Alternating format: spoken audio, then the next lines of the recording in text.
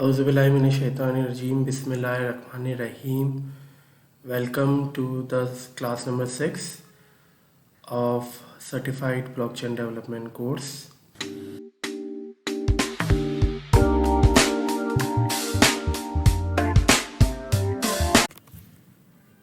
अस्सलाम वालेकुम क्लास। तो कैसे हैं आप लोग?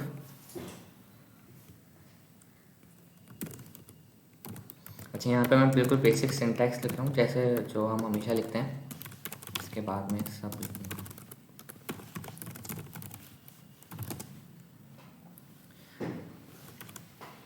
अगर आप लोगों को अपने लोकली ब्लॉकचेन रन करनी है तो आज हम लोग वो सीखें या नहीं, तो आप लोगों से मेरा क्वेश्चन है। आज हमारे पास थोड़ा टाइम ज़्यादा है, तो आज हम लोग वो भी सीख लेंगे कि हम लोग लोकली कैसे सेटअप करते हैं ब्लॉकचेन को, और हम लोग कैसे रन कर सकते हैं लोकली ब्लॉकचेन, और उसमें फिर हम लोग VS कोड में भी रन कर सकते हैं। तो आप लोग मतलब Node.js पर उसको रन करेंगे एप्लीकेशन को लोकली। तो अगर आप लोग गैस करते हैं कि हम लोग लोकली ब्लॉकचेन रन करके देखें, मतलब आप चाहते हैं कि हम लोग मैं आपको करके दिखाऊं, तो हम लोग कर लेंगे आज। उसमें फिर थोड़ा बहुत हार्ड हैट वगैरह भी आ जाएगा। ट्रफल तो नहीं, मैं हार्ड हैट पे ज़्यादा मुझे सही लगता है, तो थोड़ा हार्ड हैट को भी टच कर लेंगे।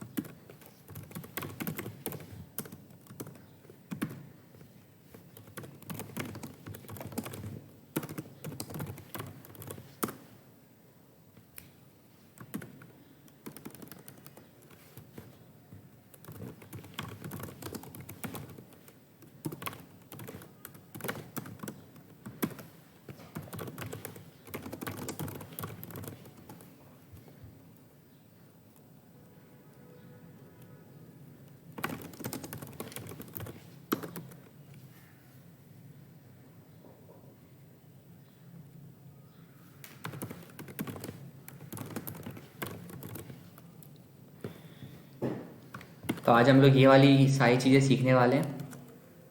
तो चलिए थोड़ा स्टार्ट करते हैं। और आज हम लोग ये भी देखेंगे कि API वगैरह क्या होती है। API एंड यहाँ पे कुछ होता है,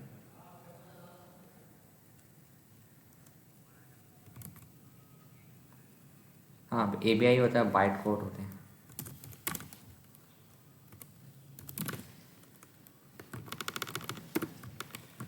इसको हम बाद में कर लेते हैं, पहले हम लोग कॉन्स्टेंट वगैरह सीख लेते हैं। ठीक है, इतना क्लियर है। यहाँ पे आज हम लोग इतने टॉपिक्स कवर करेंगे जो कि हमारी मोस्टली जो ब्लॉक सॉलिडिटी है वो कवर कर देगा, और फिर हम लोग एप्लीकेशन वगैरह उस पर बनाना स्टार्ट कर सकते हैं। अभी तक कोई एप्लीकेशन नहीं बनाई है, इसके बाद हम लोग बनाना स्टार्ट कर देंगे। कोई बेसिक सी एप्लीकेशन वगैरह हम लोग बनाएंगे, तो ताकि हमें आइडिया हो जाए कि ब्लॉकचेन काम कैसे करती है। फिर उसको फ्रंट एंड पे इंटीग्रेट वगैरह भी करेंगे, तो वो भी आपको आ जाएगा। और अच्छा, इवेंट्स भी मैं देख लूँ, अगर हम लोग इवेंट्स आज पढ़ पाएँ। इवेंट्स इन सॉलिडिटी, हाँ, रिक्वायर और रिवर्ट, ये पढ़ेंगे आज। इफ एल्स तो बहुत इजी है। इफ एल्स या लूप हो गए, वो हर प्रोग्रामिंग लैंग्वेज में सेम होते हैं। जो लो प्रायोरिटी है उसको नीचे रख देता हूँ।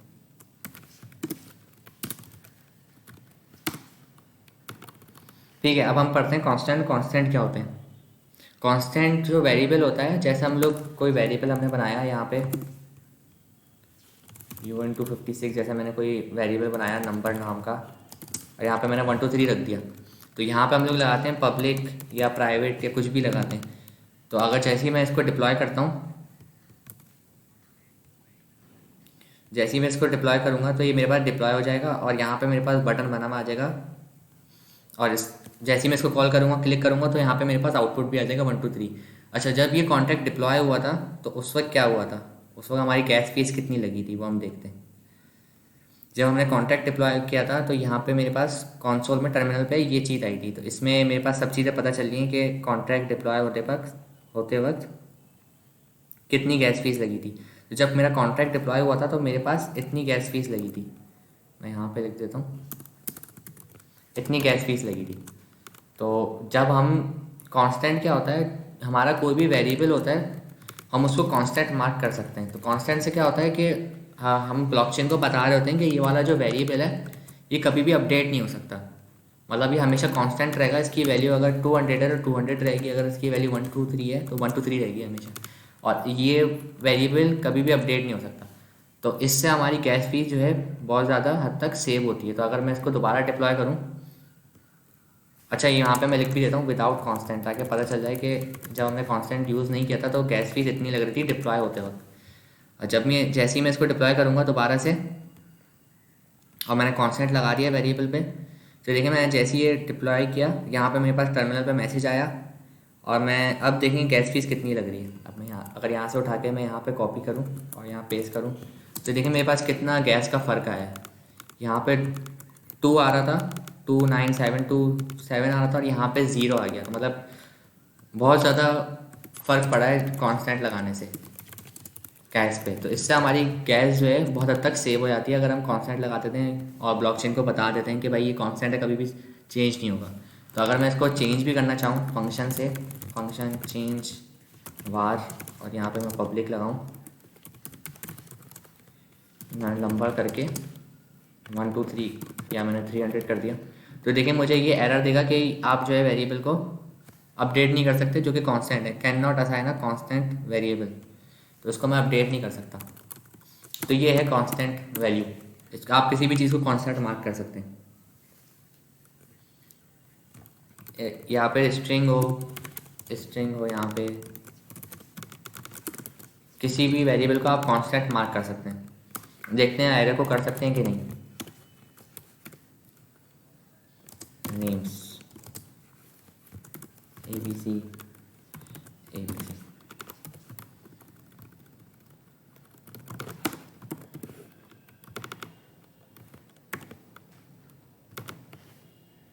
अच्छा, एरर किसका दे रहा है,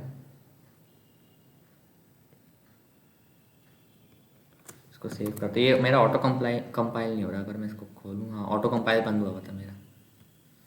ठीक है, मैंने इसको खोला। अब देखिए मैंने स्ट्रिंग यहाँ पे लगा दी है। यहाँ पे अगर मैं इसको हटा दूँ तो ये डायनेमिक एरे बन जाएगा, और यहाँ पे मैं लगा दूँगा कांस्टेंट अगर मुझे 2 देना पड़े, only constant of value type in byte array type are implemented. तो मतलब स्ट्रिंग एरे पे नहीं लग सकता ये, इसको पब्लिक कर दूँ मैं, F2 कर दूँ, तो एरे पे नहीं लगता ये। या कोई एड्रेस हो गया, माय एड्रेस, उस पर भी लग जाएगा कांस्टेंट, सब पे लग जाएगा। तो इस तरीके से हम लोग कांस्टेंट को यूज़ करते हैं, कोई भी वेरिएबल को हम कांस्टेंट से यूज़ कर सकते हैं। तो हमारा जो कांस्टेंट है वो कवर हो गया। अगर कांस्टेंट में किसी कोई इशू है तो मुझे अभी बता दें।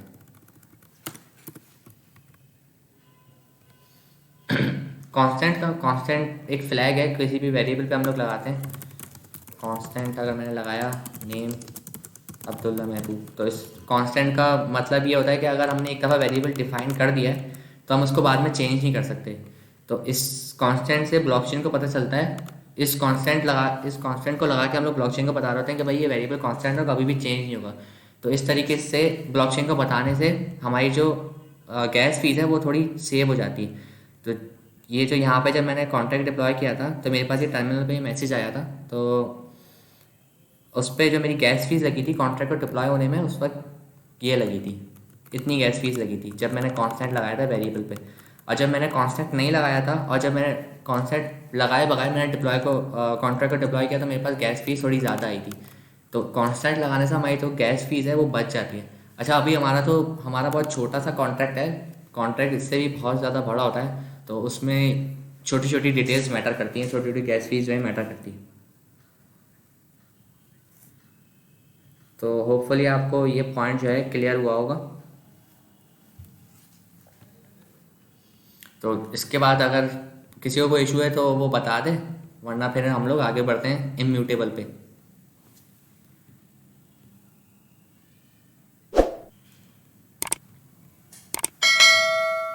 इसको मैं नीचे कर देता हूँ, इसकी ज़रूरत नहीं है।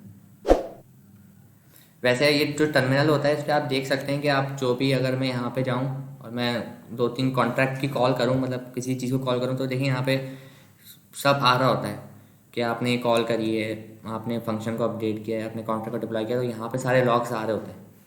और जब आप लोग इसको मेन नेट पे डिप्लॉय करते हैं तो ये मेन नेट पे आते हैं, ये सारे लॉग्स वरना नहीं आते। जब आप कुछ नहीं करेंगे तो कुछ आएगा नहीं, जब करेंगे कुछ तो यहाँ पे टर्मिनल पे आएगा। चलिए अब ये कांस्टेंट हो गया हमारा। अब हम इम्यूटेबल देखते हैं। इम्यूटेबल भी थोड़ा सेम ही काम करता है। इम्यूटेबल भी चेंज नहीं हो सकता। जैसे म्यूटेबल क्या होता है कि हम लोग उसको चेंज कर सकते हैं। इम्यूटेबल क्या होता है, उसको हम चेंज नहीं कर सकते। जैसे बोलते हैं ना कि ब्लॉकचेन इम्यूटेबल है, उसको हम चेंज नहीं कर सकते। तो इम्यूटेबल इसी सेंस में कि हम किसी भी वेरिएबल को चेंज नहीं कर सकते, बिल्कुल कांस्टेंट की तरह है। लेकिन इसमें एक चीज़ डिफरेंस है। अगर मैं स्ट्रिंग लगाऊँ यहाँ पे और यहाँ पे मैं नेम लिखूँ, यहाँ पे मैं लिख दिया अब्दुल्ला। अब मैं यहाँ पे इम्यूटेबल लगा देता हूँ और इसको मैं करता हूँ पब्लिक। अगर मैं उसको देखूँ, immutable variable can not have a non value type. अच्छा, ये इसको मैं यहाँ से हटा देता हूँ।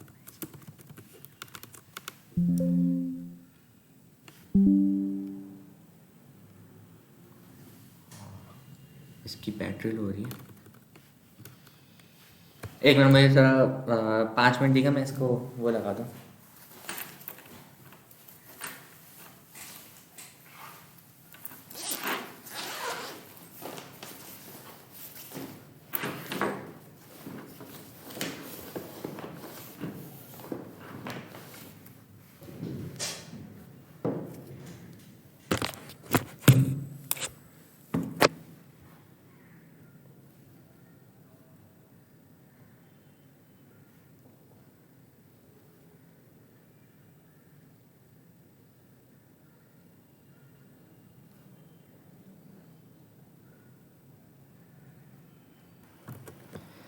इम्यूटेबल को हम लोग सिर्फ एक दफ़ा अपडेट कर सकते हैं, लेकिन उसको हम किसी फंक्शन में नहीं अपडेट कर सकते।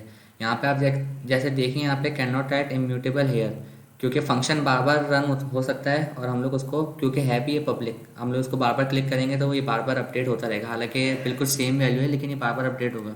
तो इम्यूटेबल हमने जैसे ही मार्क करा तो ये इम्यूटेबल को अपडेट नहीं कर सकता। तो इम्यूटेबल जो भी वेरिएबल मार्क होगा उसको हम लोग सिर्फ कंस्ट्रक्टर में ही अपडेट कर सकते हैं, क्योंकि कंस्ट्रक्टर सिर्फ एक ही दफ़ा चलता है। तो कंस्ट्रक्टर में हम लोग कोई भी वेरिएबल एक दफ़ा अपडेट कर सकते हैं। तो इसकी वजह से, म्यूटेबल की वजह से हम लोग अभी कंस्ट्रक्टर भी पढ़ लेते हैं कि कंस्ट्रक्टर क्या होता है सॉलिडिटी में। तो जैसे आप लोग जावास्क्रिप्ट में पढ़ते होंगे क्लास, तो क्लास में हम लोग जब भी इसको हम लोग न्यू कोई भी हम लोग क्लास बनाते हैं, जैसे पर्सन नाम की,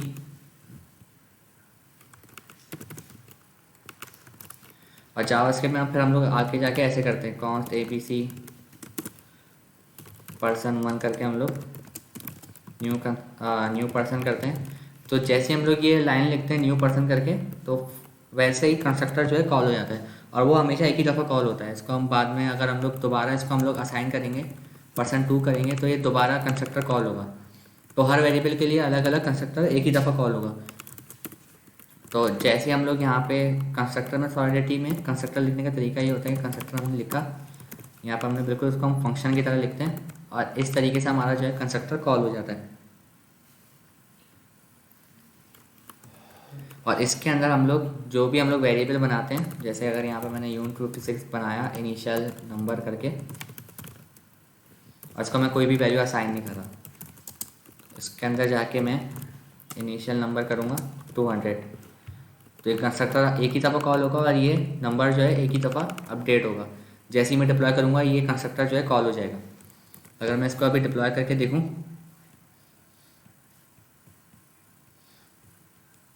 तो जैसे ही मैंने इसको कॉल करा, कंस्ट्रक्टर डिप्लॉय करा इसको कॉन्ट्रैक्ट को, तो इनिशियल नंबर जैसे ही अगर मैं कॉल करता हूँ, देखिए ऑलरेडी ये 200 सेट हुआ है।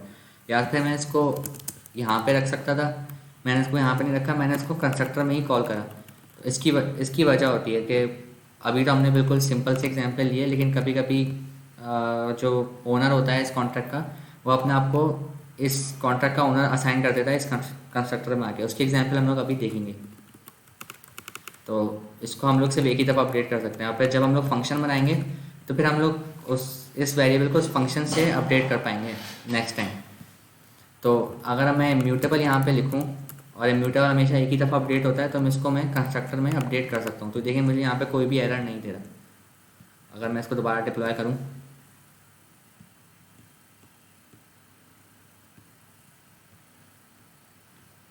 तो देखिए यहाँ पे इनिशियल नंबर दोबारा से 200 आ चुका है।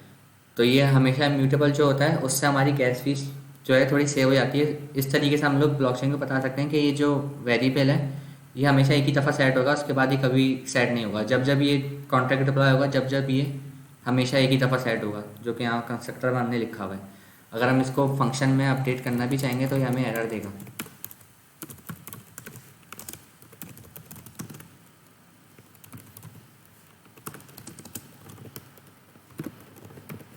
तो देखिए जैसे यहाँ पे आप देखा, यहाँ पे ये एरर दे रहा है इधर। तो इम्यूटेबल मुझे उम्मीद है कि आप लोगों को समझ आ गया होगा। तो अगर इसमें किसी को इशू है तो वो मुझे बता दें। अच्छा, हम लोग स्ट्रिंग्स को जो है इम्यूटेबल असाइन नहीं कर सकते, उसकी भी एक वजह है, उसको हम आगे जाके देखेंगे।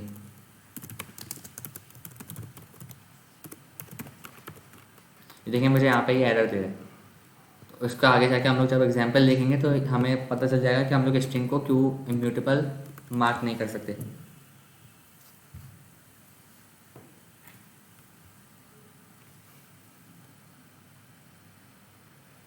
ठीक है, तो हमारा इम्यूटेबल और कंस्ट्रक्टर जो है वो कंप्लीट हो गया है। कंस्ट्रक्टर जो है अभी भी हमारा पूरा नहीं हुआ है। कंस्ट्रक्टर में अभी हम थोड़ा और डीप जाते हैं।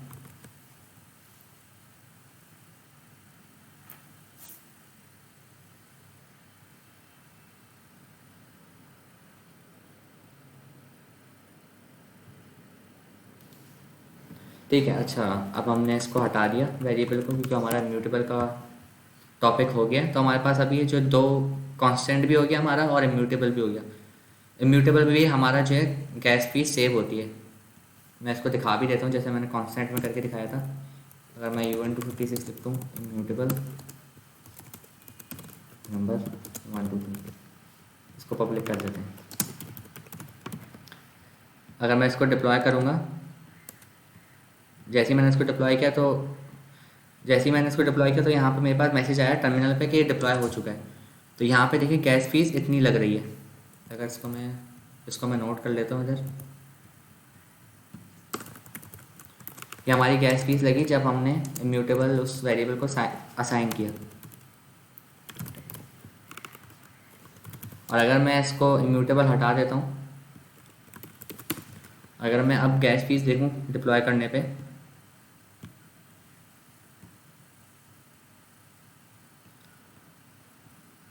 तो देखें गैस फीस हमारी थोड़ी ज़्यादा आ रही है इधर।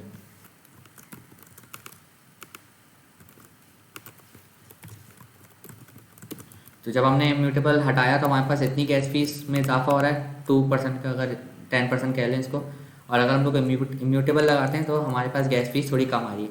तो ये जब बहुत बड़ा हम लोग कॉन्ट्रैक्ट बनाने जाएंगे तो इसमें ये काम आएगा, तो हमारी गैस फीस थोड़ी सेव हो जाएगी। क्योंकि हम लोग टेस्ट नेट पर हम लोग इसको इम्प्लीमेंट कर रहे हैं, तो हमें इतना फ़र्क दिख नहीं रहा। जब हमारा रियल मनी इस्तेमाल हो रहा होगा इस कॉन्ट्रैक्ट को डिप्लॉय करने में, तो जब ज़्यादा हमें अफेक्ट पड़ेगा इससे।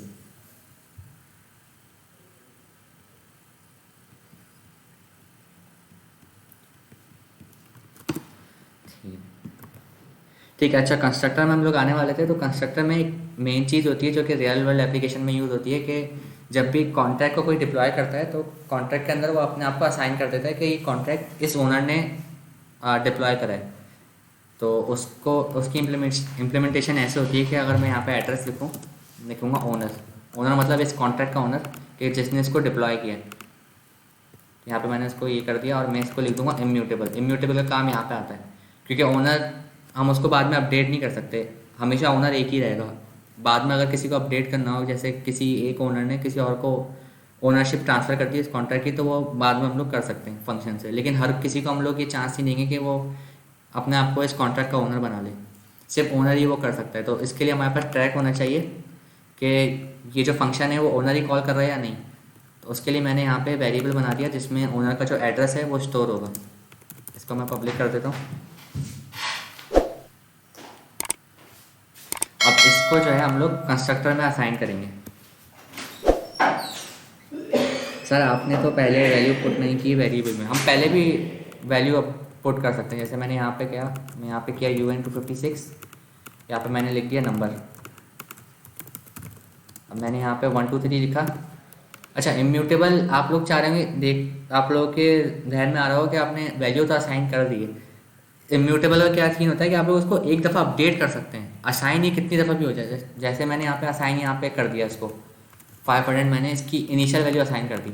अब इसको मैं कंस्ट्रक्टर में एक दफ़ा अपडेट कर सकता हूँ, लेकिन इसको मैं फंक्शन में अपडेट नहीं कर सकता। ना मैं इसको बाहर से कैसे अपडेट कर सकता हूँ, किसी तरीके से इसको अपडेट नहीं कर सकता, सिर्फ इसको मैं कंस्ट्रक्टर में ही अपडेट कर सकता हूँ इस वेरिएबल को। तो ये फ़ायदा होता है इम्यूटेबल का।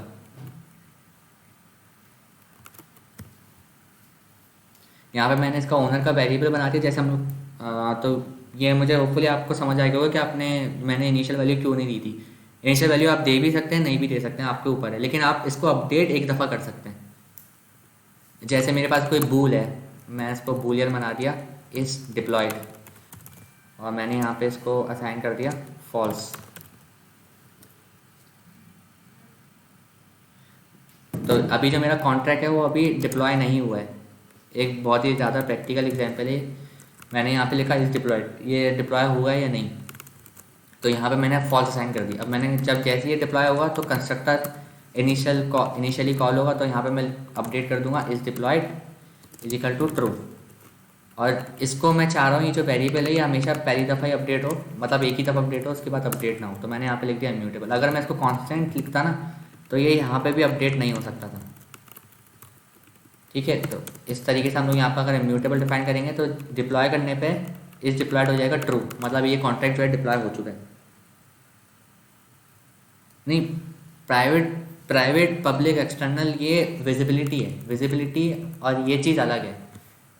ये वाला फ्लैग ये वाले फ्लैग से अलग है, इसको हम प्राइवेट रखते हैं, इसको हम एक्सटर्नल रखते हैं, इससे कुछ फर्क नहीं पड़ता। फर्क इम्यूटेबल और कांस्टेंट जो है अलग है। कांस्टेंट मतलब आप इसको इस वेरिएबल को अपडेट ही नहीं कर सकते। इम्यूटेबल मतलब आप इसको सिर्फ एक दफ़ा अपडेट कर सकते हैं, वो भी सिर्फ कंस्ट्रक्टर में, मतलब जब कॉन्ट्रैक्ट डिप्लॉय हो रहा हो, इनिशियली डिप्लॉय हो रहा हो। अगर आप बोलें तो मैं आपको जावास्क्रिप्ट की एग्जांपल भी दिखा दूँ ताकि आप लोगों को और क्लियर हो जाए। अगर आप लोग यस बोलते हैं तो मैं आपको जावास्क्रिप्ट की एग्जांपल भी दिखा देता हूँ कि कंस्ट्रक्टर, अगर आपको थोड़ा इसमें इशू हो रहा है कि डिप्लॉय हो रहा है कैसे बन रहा है। वैसे तो ये बिल्कुल 2+2 4 की तरह है, बिल्कुल क्लियर है ये इससे। और ये मैंने आपको एग्जांपल भी दिखा दी है। चलिए मैं इसको जावास्क्रिप्ट में आपको करा देता हूँ। मैंने यहाँ पे जावास्क्रिप्ट को मैं यहाँ से रन कर रहा हूँ, आप लोग इसको अपनी लोकल में भी रन कर सकते हैं। मैं यहाँ पे जाके सोर्स पे जाके स्निपेट पे जाऊँगा तो यहाँ पे मैं फ़ाइल क्रिएट कर सकता हूँ। फाइल बनाई क्लास example.js। ठीक है, अच्छा यहाँ पे मैं बनाता हूँ एक, इसको मैं जूम कर लूँ।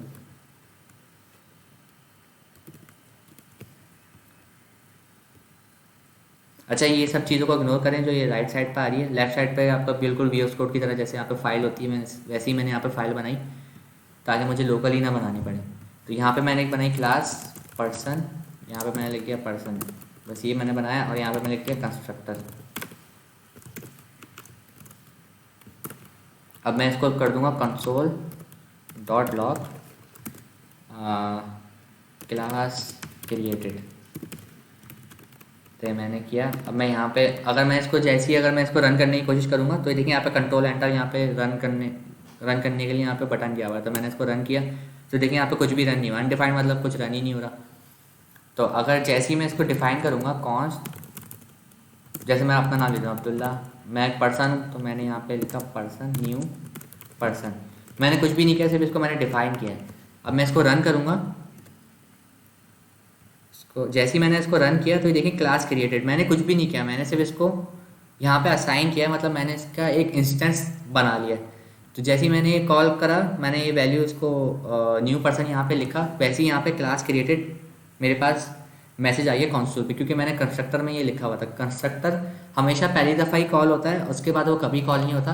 और जब ये क्लास क्रिएट होती है, जैसे यहाँ पे मैंने क्रिएट करी इसको क्लास को, तो एक कंस्ट्रक्टर कॉल हो गया, उसके अंदर जो कंसोल था वो फ़ौरन के फ़ौरन यहाँ पे प्रिंट हो गया। और ये अनडिफाइंड अनडिफाइंड इसलिए आ रहा है, पहले तो अनडिफाइंड जब मैंने इनिशियली रन किया था तो यहाँ पे कुछ चाहिए था, इस वजह से अनडिफाइंड आया, और अनडिफाइंड दोबारा इसलिए आया कि मैं बाद में भी कुछ रन नहीं कर रहा। अगर आप लोग उसको नोट जेएस पे रन करेंगे तो अनडिफाइंड अनडिफाइंड नहीं आएगा, ये सिर्फ ये डेफ टूल का फीचर है।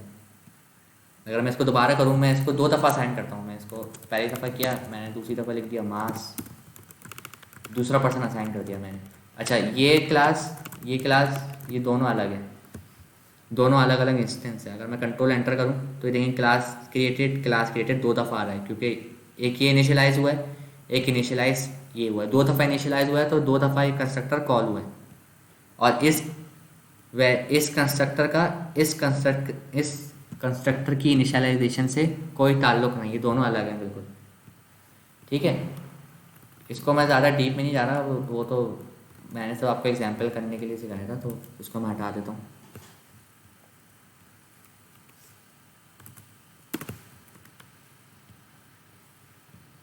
ठीक है, ये कंस्ट्रक्टर हो गया। अच्छा, इसकी मैं प्रैक्टिकल एग्जांपल दिखा देता हूँ। इसको मैं आपको ईथर स्कैन पे भी दिखाऊंगा कि कंस्ट्रक्टर में हम लोग क्या क्या यूज़ करते हैं। तो अगर मैं यहाँ पे जाऊँ ओनर, मैं ओनर को कर दूँगा मैसेज डॉट सेंडर, मतलब जो अकाउंट भी इस कॉन्ट्रैक्ट को डिप्लॉय करेगा उसका एड्रेस जो है, मैसेज और सेंडर में क्या आता है, उस यूज़र का एड्रेस आता है। मतलब जो मेरा एड्रेस है वो उठ के पूरा का पूरा मैसेज और सेंडर में आ जाएगा। तो मेरा ओनर का जो वेरिएबल है उसके अंदर उसका एड्रेस रख दो जो भी इस कॉन्ट्रैक्ट को डिप्लॉय कर रहा है। इस कॉन्ट्रैक्ट को अगर ये वाला अकाउंट डिप्लॉय कर रहा है तो यहाँ पे इस अकाउंट की वैल्यू, इस अकाउंट का एड्रेस आ जाएगा इधर। और अगर ये लास्ट वाला अकाउंट इस कॉन्ट्रैक्ट को डिप्लॉय कर रहा है तो उस कॉन्ट्रैक्ट का एड्रेस उठ के यहाँ पे आ जाएगा। तो अगर मैं आपको इसको दिखा भी देता हूँ।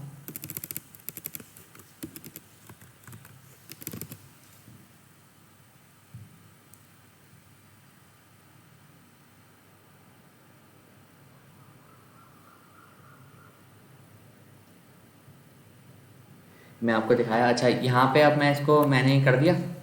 अब मैं क्या करूँगा, इसको डिप्लॉय करूँगा। अच्छा, मैं आपको दिखाने के लिए मैं सबसे लास्ट वाले एड्रेस से इसको डिप्लॉय करता हूँ, जिसका है 92148। और मैंने इसको डिप्लॉय किया, मैंने इसको डिप्लॉय कर दिया, कंस्ट्रक्टर रन हुआ, ओनर के वेरिएबल में मैसेज और सेंडर असाइन हो गया, जो कि ये एड्रेस है। तो इसको दिखाने के लिए मैं आपको ये बटन जो है कॉल करता हूँ। देखिए, जैसे ही मैंने बटन कॉल करा यहाँ पे आ रहा है 392148। तो यहाँ पे ऊपर क्या है, 92148, 3 वो पहले लिखा हुआ है यहाँ पे तो दिख नहीं रहा, 92148। और यहाँ पे भी देखिए 92148 आ रहा है, और शुरू में 0xD और कैपिटल डी आ रहा है, शुरू में 0xD कैपिटल डी आ रहा है। तो इसका मतलब ये एड्रेस मेरे इस वेरिएबल में असाइन हो गया। तो ये बिल्कुल प्रैक्टिकल एग्जांपल है कि इस कॉन्ट्रैक्ट का ओनर है ये वाला एड्रेस, ये वाला एड्रेस इस कॉन्ट्रैक्ट का ओनर है। तो इस तरीके से पता चल जाता है। तो अच्छा, ये मैंने सिर्फ आपको ऐसे ही नहीं बता दिया कि ये ऐसे करते हैं, असल में ऐसा होता भी है। अगर मैं ईथर स्कैन पे चाहूँ आपको 2-3 कॉन्ट्रैक्ट दिखाऊँ जो कि असल दुनिया में काम कर रहे हैं, तो आपको ज़्यादा समझ आ जाएगा। ब्लॉकचेन में गया मैं, ट्रांजैक्शंस पे गया और मैं यहाँ पे जा रहा हूँ ट्रांसफ़र आ रहा है, अप्रूव, उस पर जाता हूँ मैं ट्रांजैक्शन पे, और यहाँ पे जा रहा है फ्रॉम टू। अच्छा, ये देखिए यहाँ पे ये बना आ रहा है आइकन। इस आइकन का मतलब है ये जो एड्रेस है ये कॉन्ट्रैक्ट है, ये कोई अकाउंट नहीं है। और ये वाले एड्रेस पे कोई भी आइकन नहीं बना हुआ है, इसका मतलब ये कोई अकाउंट है। मतलब जैसे मैं मेटामास्क का अकाउंट बनवाया था ना आपको, ये वैसे ही बिल्कुल अकाउंट है। तो मैंने इस अकाउंट पे क्लिक किया जिस पे कॉन्ट्रैक्ट का आइकन बना हुआ आ रहा है, जो कि कॉन्ट्रैक्ट है असल में। और यहाँ पे देखें कॉन्ट्रैक्ट का टैब बना हुआ आ रहा है, इस पर मैंने क्लिक किया। और यहाँ पे अगर मैं जाता हूँ, यहाँ पे मैं गया,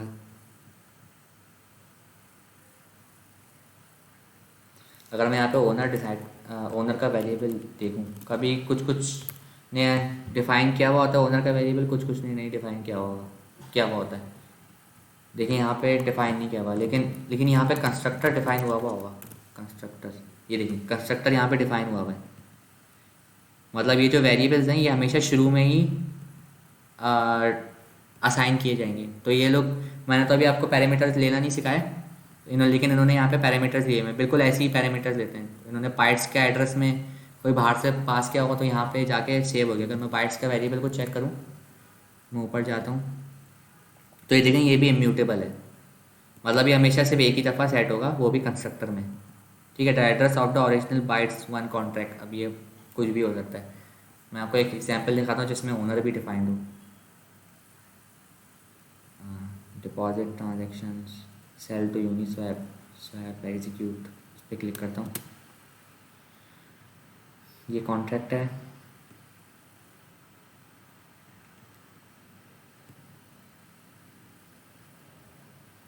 यहाँ पे देखता हूँ अगर ओनर कोई डिफाइन हुआ हुआ है। यहाँ पे भी ओनर डिफाइन नहीं है। यहाँ पे देखता हूँ ओनर, ओनर यहाँ पे डिफाइंड है।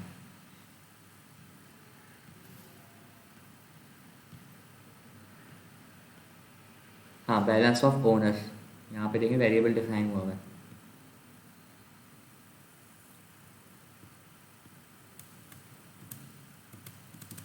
सीधा कंस्ट्रक्टर में ही चेक कर लेता हूँ।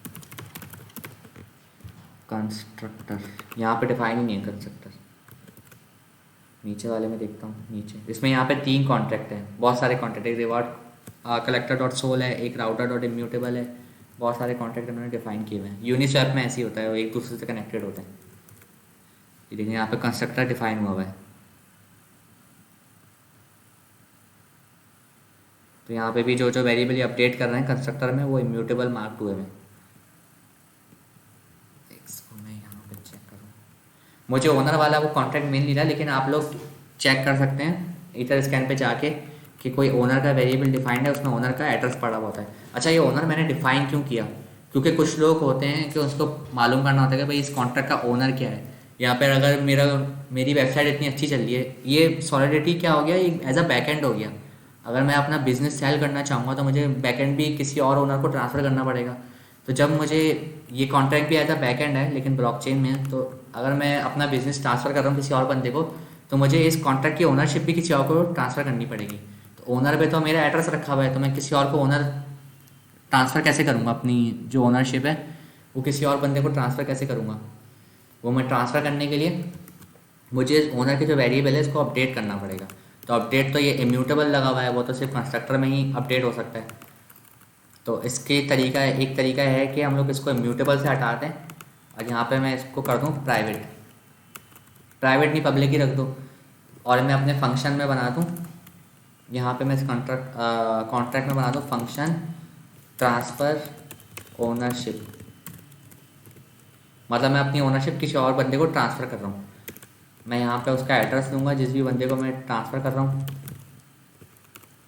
यहाँ पे पब्लिक लिखूँगा और यहाँ पे मैं ओनर को जाके यहाँ पे उसका एड्रेस पास कर दूँगा।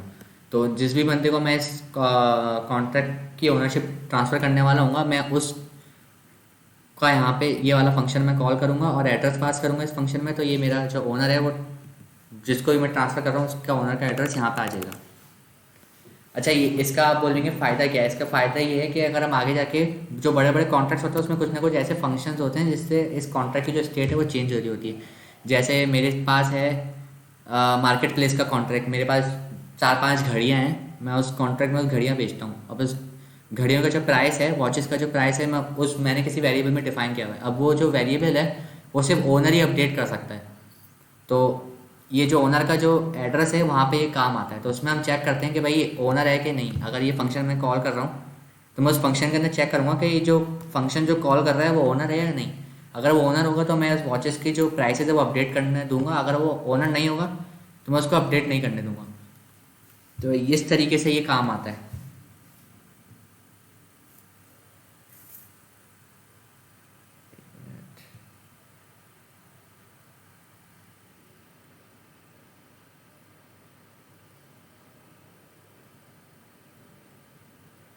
अच्छा, मुझे 5 मिनट देगा।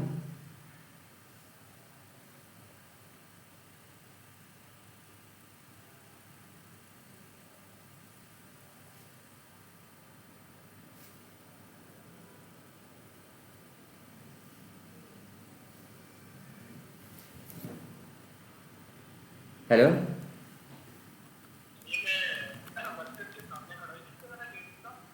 ये बिल्कुल आदम जी का गेट है, बस वहाँ से आप अंदर आ जाएं, मैं आ रहा हूँ। ये मस्जिद के सामने जो इंस्टीट्यूशन बना हुआ है ना, वहाँ पे गेट बना हुआ होगा, सिक्योरिटी गार्ड्स बैठे होंगे, वहाँ से अंदर आ जाए, मैं आ रहा हूँ।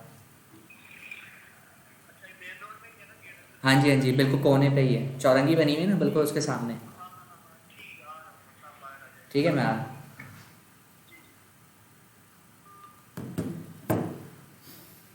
ठीक है, तो ये ट्रांसफ़र ओनरशिप ऐसे हो सकता है। अच्छा, यहाँ पे हम लोग चेक कैसे करेंगे कि भाई ये बंदा जो कॉल कर रहा है, जो भी ये बंदा इस फंक्शन को कॉल कर रहा है वो ओनर है कि नहीं, वो हम लोग चेक करेंगे इफ़ से करेंगे, एल से करेंगे, और एक चीज़ है रिक्वायर, जो कि मैंने यहाँ पे लिखी भी है। रिक्वायर से करेंगे, रिवर्ट से करेंगे, तो हमारे इफ़ एल्स भी कवर हो जाएगा इसमें और हमारा रिक्वायर भी कवर हो जाएगा। अच्छा, मैं हमारा जो कंस्ट्रक्टर है उसमें एक चीज़ रहती है पैरामीटर्स पास करना, वो हम लोग अभी करके देखेंगे।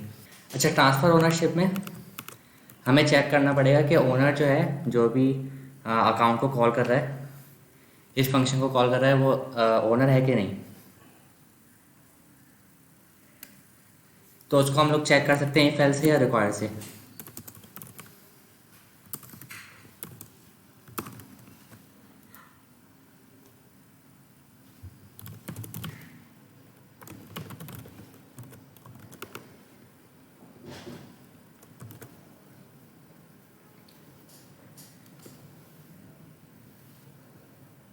ठीक है, तो इसको हम लोग चेक करेंगे इफ एल से।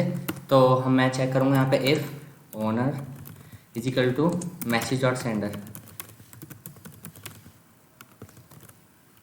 अगर जो ओनर है वो मैसेज डॉट सेंडर है तो ही ओनर को अपडेट करो, वरना कुछ भी नहीं करो। तो ये फंक्शन जब भी कॉल होगा जब ये ओनर जो होगा वो मैसेज डॉट सेंडर के बराबर होगा। या फिर मैं इसको ऐसे कर सकता हूँ कि जो हमारा मैसेज डॉट सेंडर है वो ओनर के बराबर होना चाहिए। तो इसमें ओनर के अंदर एड्रेस चेक हो रहा है, मैसेज और सेंडर के अंदर भी एड्रेस आ रहा होगा और ओनर के अंदर तो ऑलरेडी एड्रेस पड़ा हुआ है जो कि इस कॉन्ट्रैक्ट को जिसने डिप्लॉय किया है। तो अगर मैं इसको देखूं, यहाँ पे मैं लास्ट वाले ही अकाउंट से इसको डिप्लॉय कर रहा हूँ। मैंने इसको डिप्लॉय किया और यहाँ पे मैंने देखा ओनर है ये वाला अकाउंट।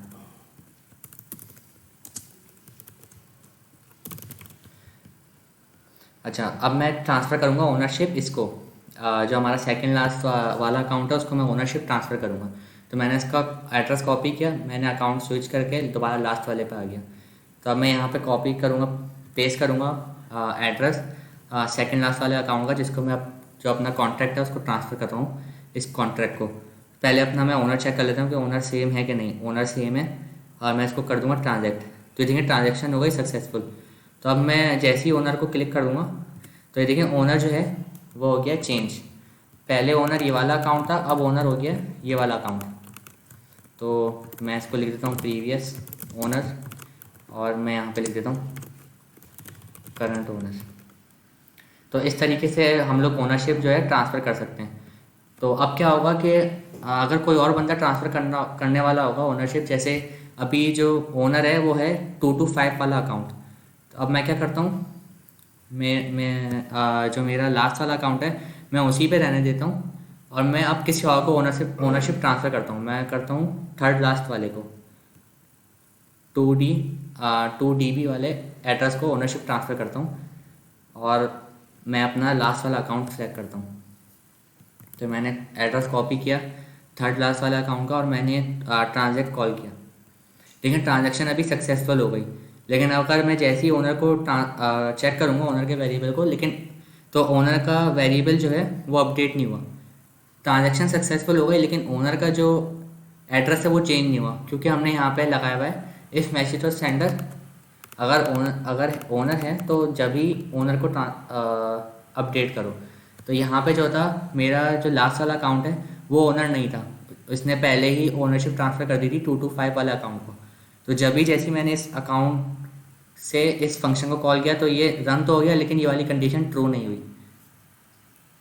तो जब भी ये जो ओनर है हमारा अपडेट नहीं हुआ, लेकिन हमारे जो फंक्शन है वो कॉल हो गया। ऐसा नहीं होना चाहिए। क्यों नहीं होना चाहिए? क्योंकि फंक्शन कॉल हो रहा है तो फंक्शन कॉल करने में भी तो गैस फीस लगती है ना, हमारा पैसा लगता है उसमें। देखिए यहाँ पे कितना गैस फीस लगी है। फंक्शन को कॉल करने में $5 या $10 ज़रूर लगते हैं। तो उसने जो कॉल किया फंक्शन तो उसके जो पैसे हैं वो वेस्ट हो गए और ये फंक्शन भी रन नहीं हुआ। तो हमें कुछ ऐसा लिखना होगा कि अगर ये कंडीशन मीट नहीं करती, मतलब ये कंडीशन ट्रू नहीं होती है, तो ये फंक्शन जो है रिवर्ट हो जाए और जो यूज़र ने अपना पैसा इस फंक्शन को कॉल करने के लिए लगाया है वो उसको दोबारा वापस मिल जाए। तो ये करने के लिए हमारे पास आता है रिवर्ट। यहाँ पे जो लिखा हुआ है रिवर्ट, इसको मैं एक सेपरेट लाइन में कर देता हूँ रिवर्ट। एक रिक्वायर है, एक रिवर्ट है। तो इन दोनों का भी बीच में बताता हूँ कि क्या फ़र्क है। अगर मैं इसको रिवर्ट करूँ, रिवर्ट को कॉपी करके मैं एल्स में जाके पेस्ट कर देता हूँ। सिर्फ मैंने ये लिखा है रिवर्ट।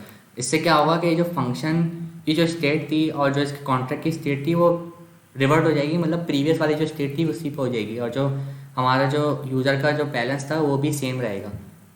मतलब जो जो गैस फीस उसने इस फंक्शन को कॉल करने में यूज़ करी है वो उसको वापस मिल जाएगी अगर ये रिवर्ट हुआ तो मैं इसको डिलीट करता हूँ और मैं इसको दोबारा डिप्लॉय करता हूँ।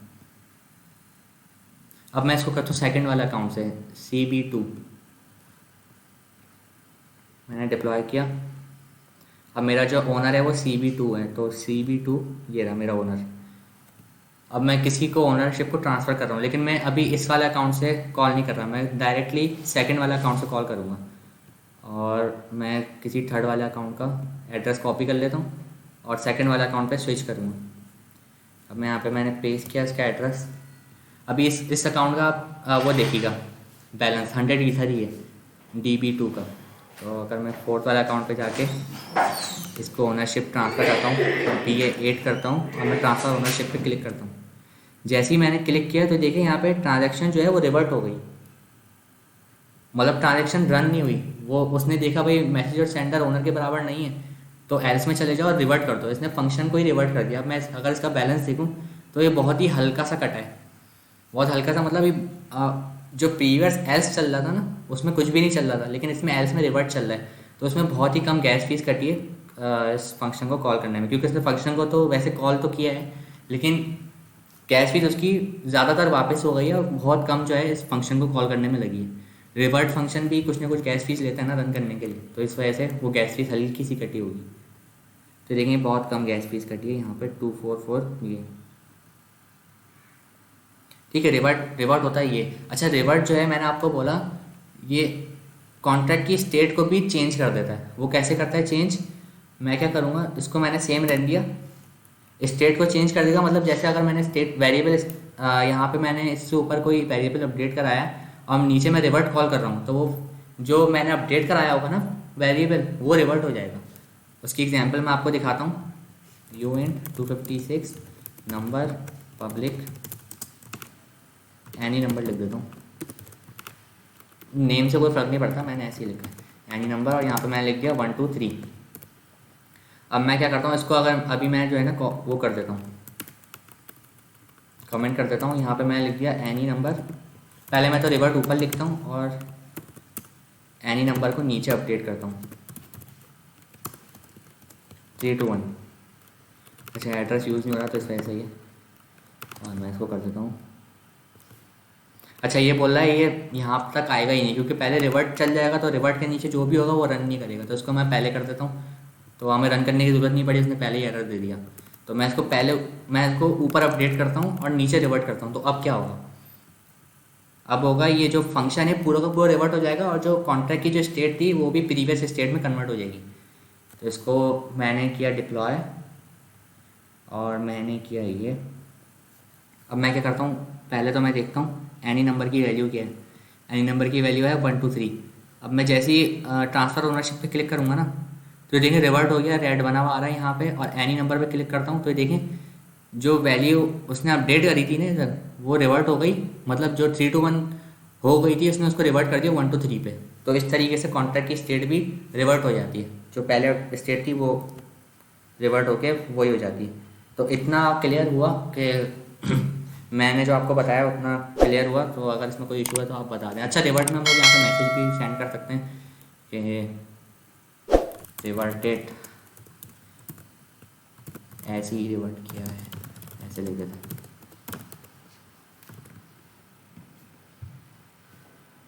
अभी जो मैसेज है वो यहाँ पे शो हो जाएगा।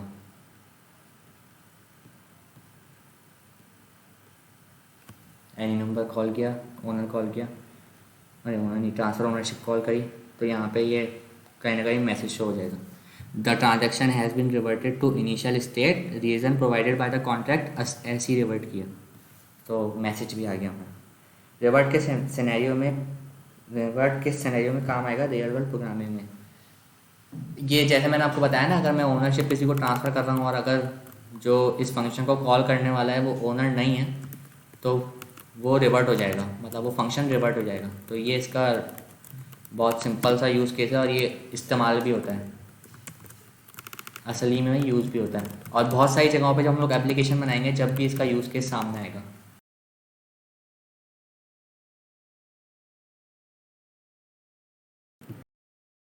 चलिए ठीक है, अब हम कंस्ट्रक्टर को रैप अप करते हैं।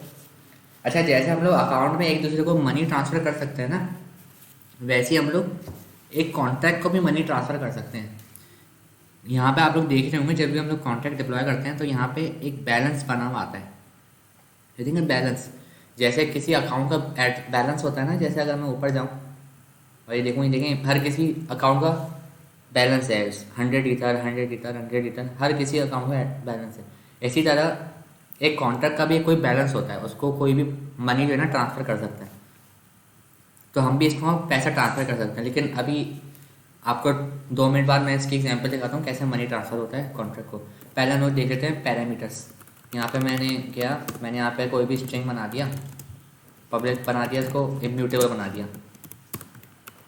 इम्यूटेबल मैंने रख दिया, वरना रखें या ना रखें हमारे ऊपर है।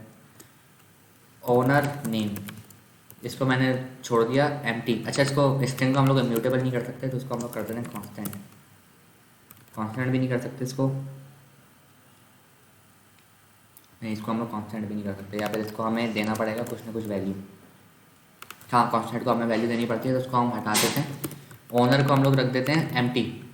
मैं क्या चाह रहा हूँ, जो भी इसको कॉन्ट्रैक्ट को डिप्लॉय करे ना, वो ही इसका नाम सेट करे, इस ओनर नेम वाले वेरिएबल का।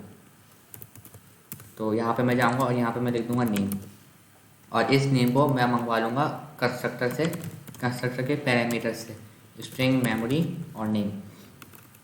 ये मैंने मंगवाया। अब मैं जाऊँगा, इसको करूँगा डिप्लॉय। अब देखिए यहाँ पे जो बटन है ना डिसेबल हो गया, मैं इसको क्लिक नहीं कर पा रहा। जब तक मैं यहाँ पे नाम नहीं दूंगा ना, स्ट्रिंग ये नेम नहीं दूंगा, ये फील्ड फिल नहीं करूँगा, जब तक ये मुझे आगे नहीं बढ़ने देगा। तो यहाँ पे मैं लिख देता हूँ अब्दुल्ला महबूब।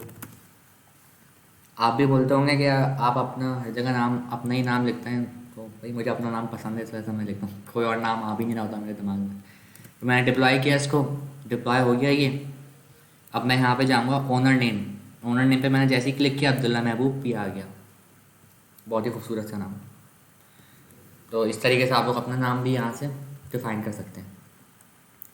अच्छा, आप लोग बोल रहे होंगे यार इसको तो कोई भी अपडेट कर सकता है, अगर यहाँ पे कोई फंक्शन हो, अगर मेरे कॉन्ट्रैक्ट में कोई फंक्शन हो तो वो इस वेरिएबल को अपडेट कर सकता है। तो अगर जब तक मेरे कॉन्ट्रैक्ट में कोई फंक्शन नहीं है जो कि इस वेरिएबल को अपडेट नहीं कर सकता, जब तक ये वेरिएबल जो है ना अपडेट नहीं हो सकता। तो ऐसा ही है बिल्कुल, आपको अगर आप फंक्शन नहीं बनाते इसको अपडेट करने का, तो ये अपडेट नहीं होगा, वरना ये अपडेट हो जाएगा। तो मैंने कोई फंक्शन नहीं बनाया। लोग क्या करते हैं, इसको प्राइवेट कर देते हैं, जो कि बेस्ट प्रैक्टिस होती है। प्राइवेट करने से भी थोड़ी गैस फीस सेव हो जाती है। प्राइवेट करा मैंने, ओनर नेम कर दिया, यहाँ पे मैंने ओनर नेम यहाँ से डिफाइन कर दिया। अब किसी अगले बंदे को क्या पता चलेगा कि कॉन्ट्रैक्ट के अंदर ये वाला वेरिएबल है और इसके अंदर मेरा नाम रखा हुआ है, क्योंकि अगर मैं प्राइवेट करता हूँ तो यहाँ पे बटन नहीं बना हुआ था और कोई भी इस प्राइवेट वेरिएबल को रीड नहीं कर सकता। तो मैं क्या बना लूँगा, एक गेटर। आपने गेटर का नाम सुना होगा, क्लास वगैरह अगर आपने पढ़ी होगी जावास्क्रिप्ट में। मैंने क्या किया, फंक्शन बनाया। गेटर कोई डिफरेंट चीज़ नहीं है, बस फंक्शन बना के उसके अंदर से उसकी वैल्यू रिटर्न करा देता हूँ। गेट ओनर नेम ऐसे कर दिया, पब्लिक व्यू रिटर्न्स, और यहाँ पे मैंने लिख दिया स्ट्रिंग मेमोरी। तो इस तरीके से लोग मोस्टली जो है ना डेवलपर्स कर रहे होते हैं, और ये बेस्ट प्रैक्टिस भी है कि हमने असली जो वेरिएबल है उसको हाइड कर दिया और उसको जो है ना एक्सपोज कर दिया फंक्शन को, कि भाई इस फंक्शन से आप लोग इस ओनर की जो वैल्यू है वो रीड कर सकते हो। तो इससे गैस फीस भी हमारी सेव होती है डिप्लॉय करते वक्त। मैंने इसको प्राइवेट कर दिया। अब ब्लॉकचेन को भी पता है भाई हमें पब्लिक तो रखना नहीं है, तो उसने थोड़ी गैस फीस बचा ली इस वेरिएबल को रखने के लिए, और मैंने इस फंक्शन से गेट कर लिया। अब हमारी मर्जी है हम इसको पब्लिक कर दें प्राइवेट कर दें, वो हमारे ऊपर है।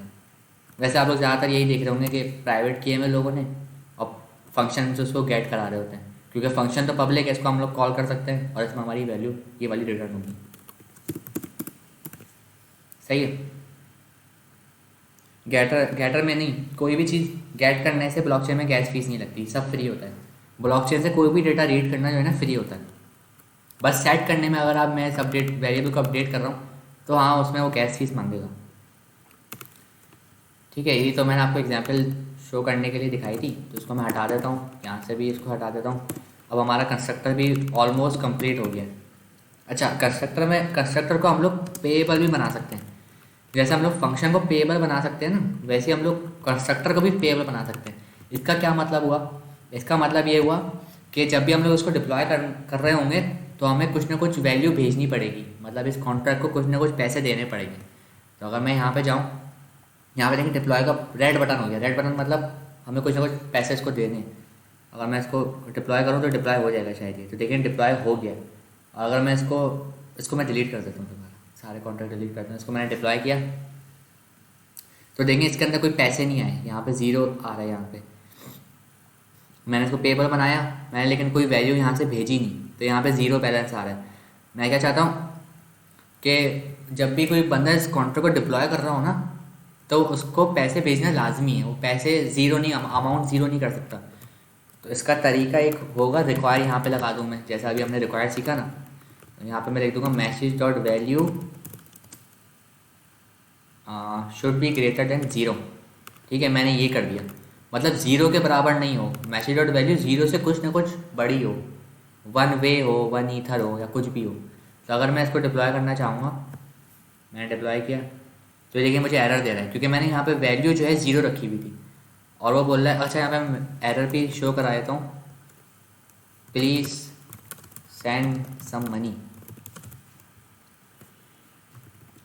यहाँ पे मैं मीनिंगफुल दे देता हूँ, this contract need money to be diploid.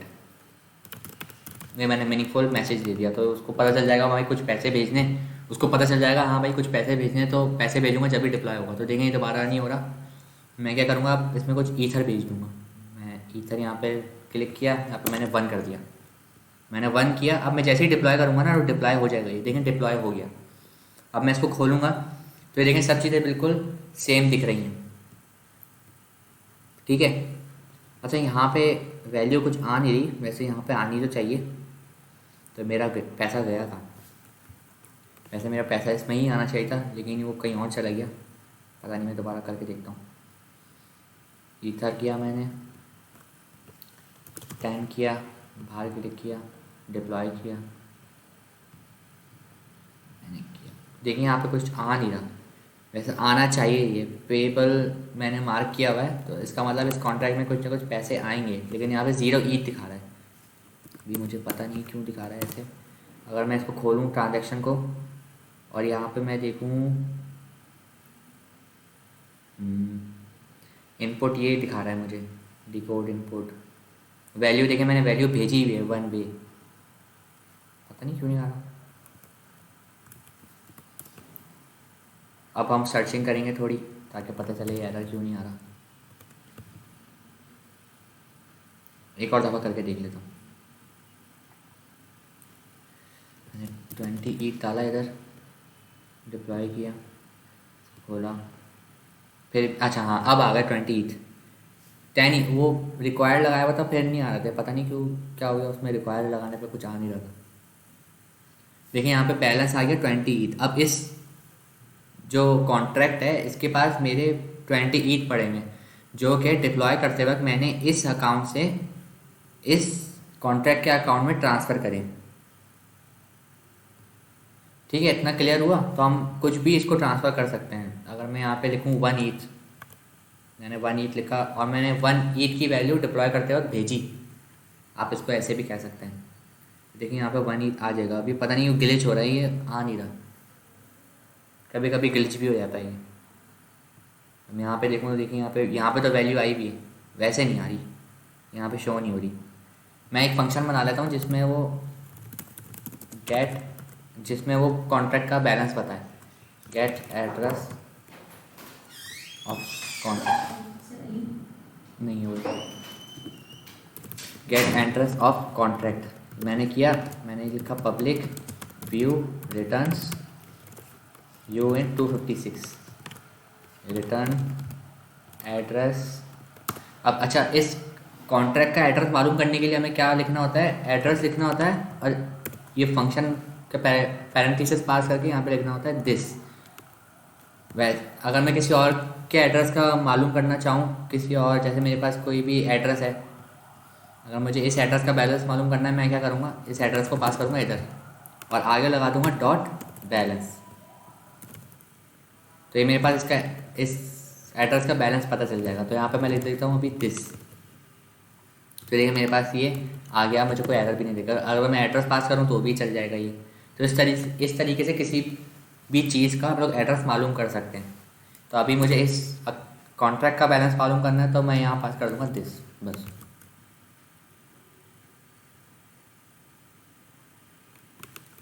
ठीक है, तो अब मैं दोबारा इसको डिप्लॉय करता हूँ। अरे बहुत देर बाद आया है यहाँ पे 1 ETH। पहले 0 ETH आ रहा था, लेकिन अब ये 1 ETH बहुत देर बाद आया है, पता नहीं क्यों, बहुत टाइम ले रहा है ये। आ गया लेकिन बहुत देर बाद आया। अगर मैं इसको 30 ETH भेजूँ, अच्छा ये ETH जो है मेरे पास दोबारा आ जाएंगे अगर मैं इसको रिफ्रेश करूँगा, तो जितने भी भेजो मसला नहीं है। मैं यहाँ पर डिप्लॉय करता हूँ, यहाँ पर मैंने खोला इसको, यहाँ पर देखा अभी 0 आ रहा है। अगर यहाँ पर मैं लिखूँ get address of, oh get address नहीं, गेट बैलेंस ऑफ लिखना था। तो देखिए यहाँ पे मुझे बैलेंस दिखा रहा है 3 वे। इसका मतलब इस कॉन्ट्रैक्ट में बैलेंस है। ये यहाँ पे नहीं दिखा रहा है क्योंकि यहाँ पे कुछ ग्लिच हो गया है। कभी कभी सॉफ्टवेयर में भी इशू आ जाता है, लेकिन यहाँ पे मुझे बैलेंस दिखा रहा है, जो कि करेक्ट है। ठीक है, इसमें किसी को इशू है, ऐसे हम लोग कॉन्ट्रैक्ट को पैसे भेज सकते हैं, किसी भी कॉन्ट्रैक्ट को। ठीक है, मुझे लग नहीं रहा कि आप लोगों को इसमें कोई इशू होगा, ये बेसिक सी चीज़ है। और अगर इशू है तो आप लोग मुझे अभी बता दें, जब तक मैं अपना नेक्स्ट कर लेता हूँ। और ये कहाँ यूज़ कर सकते हैं? देखिए यूज़ केस इसका, जो भी मैं आपको पढ़ा रहा हूँ ना, यूज़ केस इसका कहीं ना कहीं लगता है। और ये जब पता चलेगा जब हम लोग एप्लीकेशन बनाएंगे। अभी तो आपको लग रहा होगा यार ये इसका तो यूज़ केस ही नहीं होगा। देखने से तो यही लगता है ना, हमें कॉन्ट्रैक्ट का एड्रेस, कॉन्ट्रैक्ट का बैलेंस मालूम ही क्यों करना होगा। देखने में तो बिल्कुल ही बेकार लगता है यूज़ करना, लेकिन इसका असल यूज़ केस है। आप कोई एप्लीकेशन बना लें कि आपने इसको ट्रांसफ़र करे,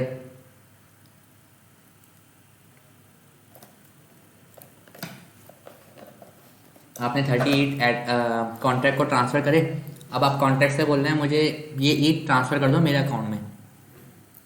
तो एक तो आपने कॉन्ट्रैक्ट को एक बैंक बना लिया कि आप अपने बैंक में कुछ पैसा सेव कर रहे हैं, जब आपको बैंक से पैसे निकालने हैं तो आप लोग इसमें विड्रॉ का फंक्शन बना लें, उससे पैसे निकल जाएंगे। तो एक यूज़ केस आ गया, बहुत ही सिंपल सा, समझ रहे हैं। या फिर मेरी कॉन्ट्रैक्ट में मैंने कॉन्ट्रैक्ट ऐसा बनाया है कि मेरे पास 10 गाड़ियाँ हैं, मुझे एक गाड़ी बाय करनी है, तो उस गाड़ी की कोई ना कोई वैल्यू होगी, 1 ETH 2 ETH 3 ETH। तो जब भी मैं बाय करूँगा तो इस फंक्शन से बाय करेगा, इस कॉन्ट्रैक्ट से बाय करेगा। तो जब भी मैं पैसा ट्रांसफ़र करूँगा वो इस कॉन्ट्रैक्ट में जाएगा। तो ये जो एड्रेस यहाँ पे मुझे मालूम करना पड़ रहा है ना इस कॉन्ट्रैक्ट का, वो इसी वजह से मालूम करना पड़ रहा है। और इसको हम मनी ट्रांसफ़र कर रहे हैं कॉन्ट्रैक्ट को। तो जब हम लोग कोई एप्लीकेशन बनाएंगे, जैसे मैंने आपको बताया हम लोग शोरूम की एप्लीकेशन बना रहे हैं जिसमें हम लोग गाड़ी बाय कर सकें, तो पैसा हम लोग इसी को ट्रांसफ़र कर रहे होंगे, कॉन्ट्रैक्ट को। थोड़ा यूज़ केस मुझे लगता है आपको क्लियर हुआ होगा। तो अगर कोई क्वेश्चन है आप लोग पूछ सकते हो।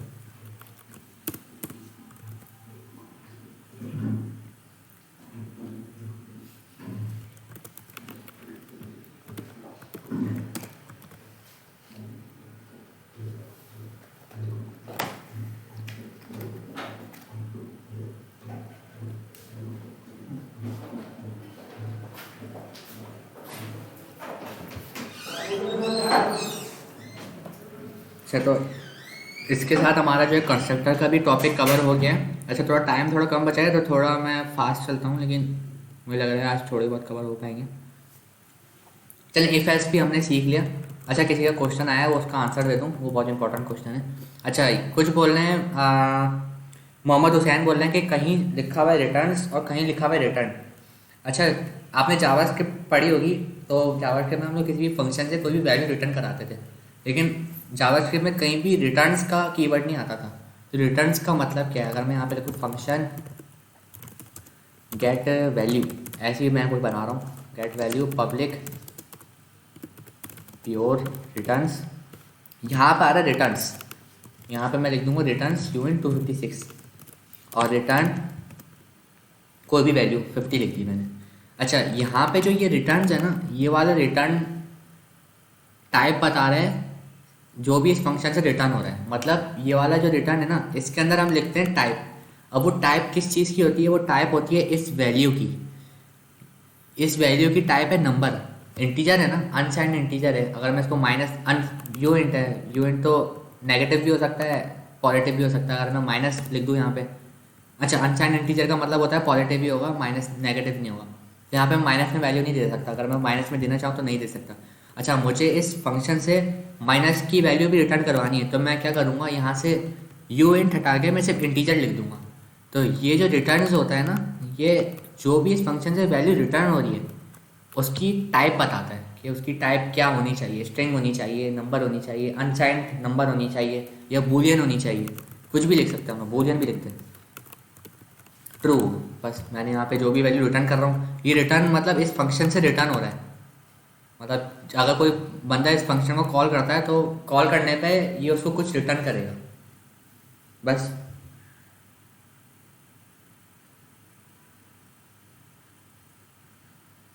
सर पैसे सेंड करने पे फ़ी नहीं आ रही थी, मतलब यहाँ पे जो बैलेंस है ये नहीं आ रहा था। हाँ, ये कभी कभी ग्लिच हो जाता है, लेकिन मैंने जब भी इसी वजह से मैंने यहाँ पे गेट एड्रेस ऑफ कॉन्ट्रैक्ट, वैसे गेट बैलेंस नाम मैंने गलत लिख दिया, गेट एड्रेस ऑफ कॉन्ट्रैक्ट का फंक्शन बनाया था जिसमें कॉन्ट्रैक्ट का बैलेंस बता रहा था वो। तो जब यहाँ पे 0 था, तो जब यहाँ पे 3 ETH आ रहा था, ये 3 ETH आ रहा था, तो इसका मतलब उस वक्त इस कॉन्ट्रैक्ट में पैसे पड़े हुए थे, लेकिन यहाँ पे नहीं दिखा रहा था। कभी कभी इशू हो जाता है।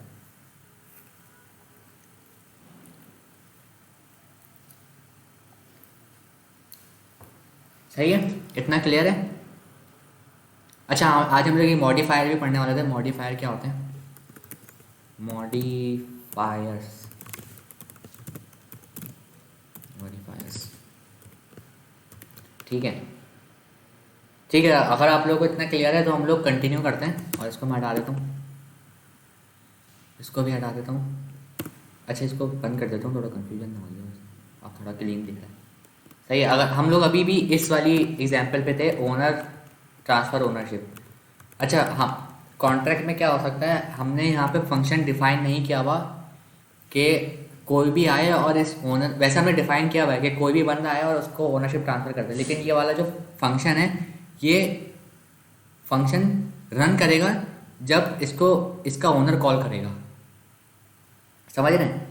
जब इसका ओनर का एड्रेस इस फंक्शन को कॉल करेगा, जब भी ये फंक्शन रन करेगा। वरना अगर कोई और कॉल करेगा, वैसे कोई और कॉल कर सकता है, लेकिन ये फंक्शन रन नहीं करेगा, ये फंक्शन रिवर्ट हो जाएगा, क्योंकि यहाँ पे हमने कंडीशन लगाई हुई है।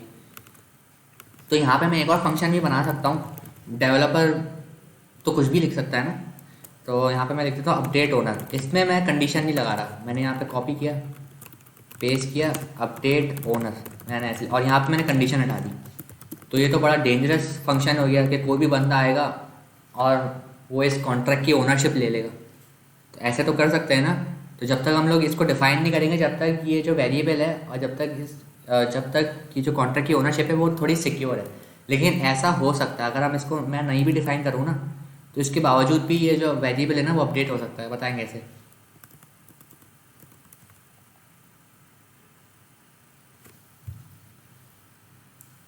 ये अपडेट हो सकता है हैकिंग से। पॉसिबिलिटीज़ तो एंडलेस है यहाँ पे। वैसे हैकिंग करने का कोई तरीका होता है इसमें, जैसे अगर ये हमारे कॉन्ट्रैक्ट पे फंक्शन डिफाइन ना भी हो ना, फिर भी हम कॉन्ट्रैक्ट में किसी न किसी वेरिएबल को अपडेट कर सकते हैं।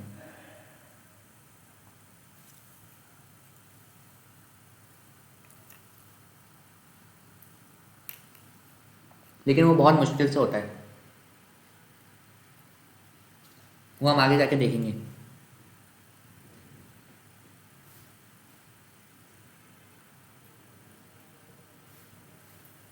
ठीक है। अरे मैं भूल गया कि मैं आपको किस पॉइंट पे लेके आने वाला था, वो मैं भूल गया बताना, मेरे दिमाग से निकल गया।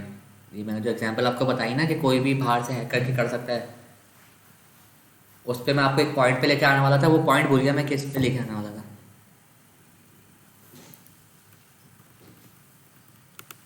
ये तो इसको आप ऐसा, हाँ मैं ये पॉइंट ये था कि इसको आप लोग प्राइवेट कर सकते हैं कि मतलब कोई भी इस कॉन्ट्रैक्ट के बाहर कोई भी इस वेरिएबल को एक्सेस ना कर सके, तो कोई भी इस वेरिएबल को एक्सेस नहीं कर पाएगा, तो कोई भी इसको हैक करके अपडेट नहीं कर सकता।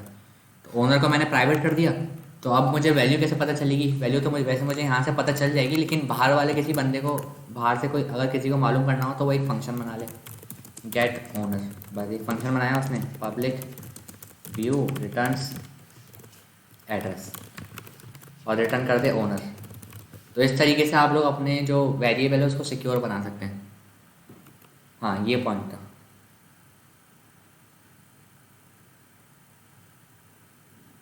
हाँ न्यू ओनर अगर मुझे एड्रेस चेंज करना है, मतलब किसी को ओनरशिप ट्रांसफ़र करनी है, तो इसका जो ऑलरेडी जो करंट ओनर है ना, वो ही उसको ट्रांसफ़र कर सकता है किसी न्यू ओनर को।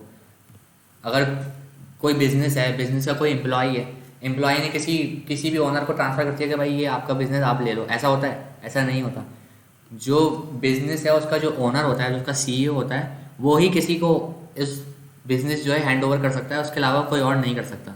उसकी रजामंदी होती है ट्रांसफ़र करने में, जब ही वो ओनरशिप ट्रांसफ़र होती है, वरना नहीं होती। तो सेम यही तरीका यहाँ पे फॉलो हो रहा है।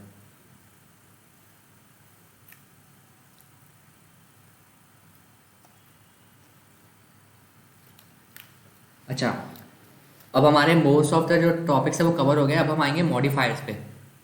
इसको हम लोग करके रैप करके फिर हम लोग एपीआई और बाइट कोड थोड़ा बहुत सीख लेंगे, उसके बाद हम लोग रैप कर लेंगे। अच्छा, मॉडिफायर्स हम लोग पढ़ते हैं। मॉडिफायर्स क्या होता है? अच्छा, मॉडिफायर करने से पहले मैं यहाँ पे एक बनाता हूँ फंक्शन एड्रेस यहाँ पे एक बनाता हूँ U156। मैंने आपको शोरूम की एग्जांपल दी थी ना कि उसमें गाड़ियों के प्राइसेस होते हैं। अभी मैं यहाँ पे सिर्फ एक प्राइस बना रहा हूँ, प्राइस ऑफ कार। यहाँ पे मैंने इसको कर दिया पब्लिक, ताकि दूसरे लोगों को पता चले कि भाई प्राइस क्या है। यहाँ पे मैंने लिख दिया 3 ईथर, ठीक है। 3 ईथर जो है या 2 ईथर जो है वो गाड़ी का, कार का जो है प्राइस होगा। किसी को ख़रीदनी है तो भाई 2 ईथर दो हमें, ठीक है।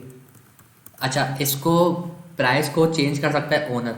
तो मैं क्या बनाऊंगा, एक फंक्शन बनाऊंगा अगर मुझे प्राइस को चेंज करना है, जो कि ओनर ही सिर्फ चेंज कर सकता है, क्योंकि पॉसिबिलिटीज़ तो एंडलेस है। अगर बाद में मार्केट की कंडीशन आ गई कि प्राइस घटाने पड़े या बढ़ाने पड़े तो ओनर कर सके वो, ठीक है। तो चेंज प्राइस ऑफ कार मैंने ये कर दिया, मैंने लिख दिया पब्लिक। मैं यहाँ पे प्राइस भी ले लूँगा UN256 प्राइस, न्यू प्राइस। अच्छा, मैं यहाँ पे शुरू में क्या प्रैक्टिस लगाता हूँ, मैं एक प्रैक्टिस करता हूँ कि ना ये वाला अंडरस्कोर लगा दूँ, ये वाला स्लैश लगा दूँ, लेकिन आप लोग उसको हटा के भी कर सकते हैं। मेरी आदत है बस, ताकि पता चलेगा भाई पैरामीटर से आ रहा है ये फंक्शन, ओह ये वेरिएबल। क्योंकि कभी कभी फंक्शन के अंदर जो कोड होता है वो 100 लाइन्स का हो जाता है, और अगर हम न्यू वेरिएबल लेके आ रहे होते हैं तो हमें पता नहीं होता है यार, पता नहीं चलता। अगर ये ना होता ना तो हमें पता नहीं चलता कि भाई पैरामीटर से आ रहा है या कहाँ से आ रहा है। तो मैंने ये लगा दिया कि फिर पता चल जाएगा कि भाई पैरामीटर से आ रहा है वेरिएबल, ठीक है। तो यहाँ मैं चेंज करूँगा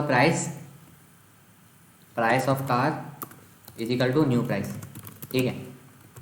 ये मैंने चेंज कर दिया, और मैं यहाँ पे रिक्वायर भी लगा देता हूँ कि ये वाला जो फंक्शन है सिर्फ ओनर ही कॉल कर पाए। तो मैं यहाँ का क्या करूँगा, कॉपी करूँगा और पेस्ट करूँगा, ठीक है। तो ये हो गया। तो अभी मुझे रन करके देखने की ज़रूरत नहीं है, ये रन तो हो ही जाएगा।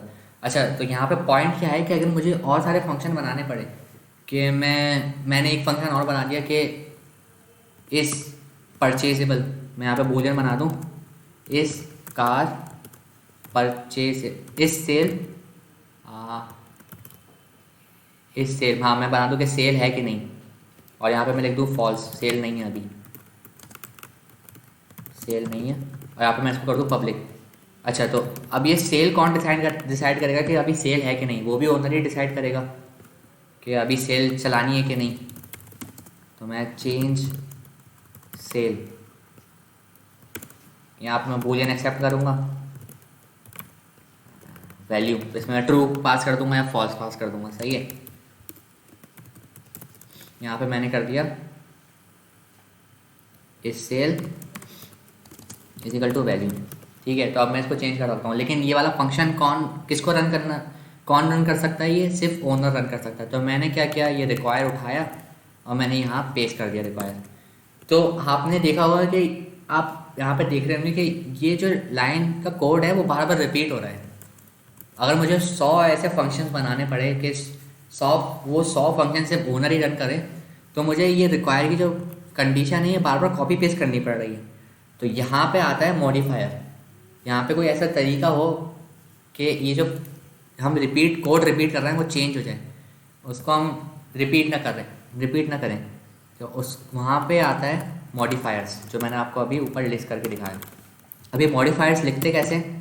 मॉडिफायर लिखते हैं हम लोग, यहाँ पे मैं गया, मैंने यहाँ पे लिखा मॉडिफायर, यहाँ पे मैं लिखता हूँ इस ओनर। ठीक है, मैंने बनाया, ये फंक्शन की तरह होता है बिल्कुल, और यहाँ पे मैंने लिख दिया ये इस ओनर। और अब इसके अंदर मैं चेक करूँगा, अब इसके अंदर मैं ये वाली कंडीशन पेस्ट कर देता हूँ। ये मैंने पेस्ट करी कंडीशन। अब मैं यहाँ पे लिख दूँगा ये, ठीक है ना, मेरा मॉडिफायर बन गया।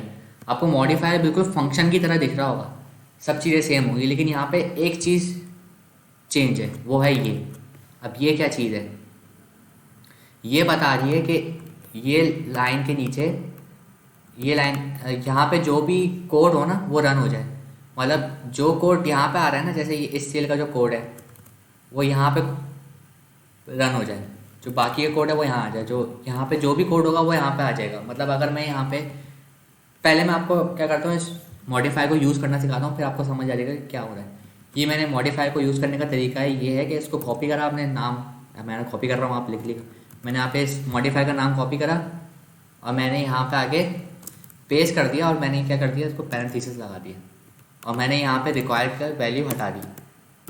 तो अब क्या होगा, जब भी ये फंक्शन रन होगा, रन होने से पहले ये वाला मॉडिफायर चेक होगा कि इसके अंदर है क्या। इसके अंदर ये कंडीशन जो कि रन करेगी, अगर ये ट्रू होगी तो नीचे वाला कोड जो है वो रन होगा, अगर फॉल्स होगी तो नीचे वाला कोड रन नहीं होगा। तो ये जो चीज़ बता रही है ना, ये बाकी का कोड बता रही है। अगर यहाँ पे जो कोड आ रहा है ना वो इसकी वजह से आ रहा है, मॉडिफायर ये वाली चीज़ बता रही है कि जो बाकी का जो कोड है उसके नीचे जो कोड है वो यहाँ से रन हो जाए।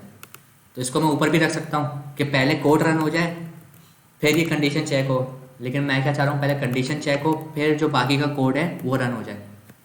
तो ये रेस्ट ऑफ द कोड के लिए ये साइन लगाते हैं, तो इससे रीयूजेबिलिटी बढ़ जाती है हमारी। तो मुझे इस ओनर का फंक्शन इसमें भी चाहिए, कंडीशन मैं इसमें भी चेक कर रहा हूँ, तो ये रिक्वायर यहाँ से भी हट गया, इस ओनर की कंडीशन में यहाँ पे भी चेक कर रहा हूँ, और यहाँ से भी रिक्वायर हट गया।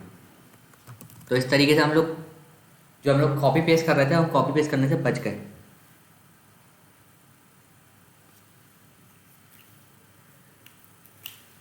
ठीक है, थोड़ा आपको समझ आया? ये रन बिल्कुल पहले जैसा करेगा कि अगर मैसेज और सेंडर ओनर हुआ तो वही नीचे का कोड रन कर देगा, वरना ये रन नहीं करेगा। अगर मैं इसको ऊपर लगा दूंगा तो पहले जो फंक्शन के अंदर कोड होगा वो रन हो जाएगा, फिर ये वाली कंडीशन चेक हो रही होगी। अगर मैं इसको नीचे करूँगा तो पहले ये वाली कंडीशन चेक हो रही होगी और बाद में जो अंदर का कोड होगा वो रन हो जाएगा। ठीक है, इतना क्लियर है?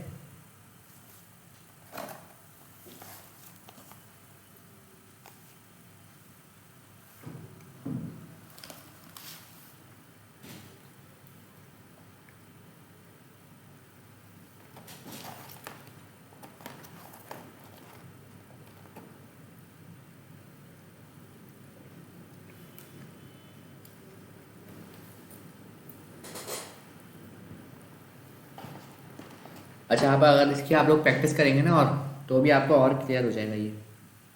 अच्छा, यहाँ पे लिमिट नहीं है कि आप लोग एक ही मॉडिफायर लगा सकते हैं फंक्शन में।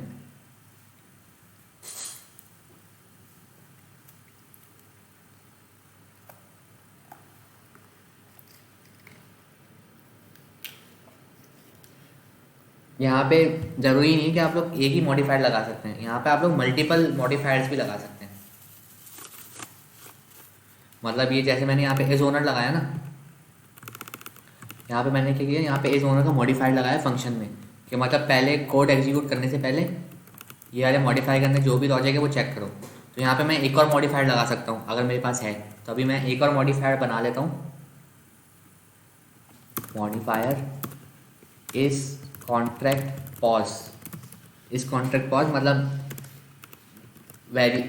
वो जो है कॉन्ट्रैक्ट जो है ना, हम लोग पॉज भी कर सकते हैं। मैं यहाँ पे एक वेरिएबल बनाता हूँ। अच्छा, आप लोग बोल रहे होंगे वेरिएबल नीचे बना रहा हूँ मैं, एक्सेस उसको ऊपर कर रहा हूँ, तो आप लोग क्या करें, इसको ऊपर मॉडिफायर को नीचे रख लें, वेरिएबल्स को ऊपर रख लें, आपको ऊपर है।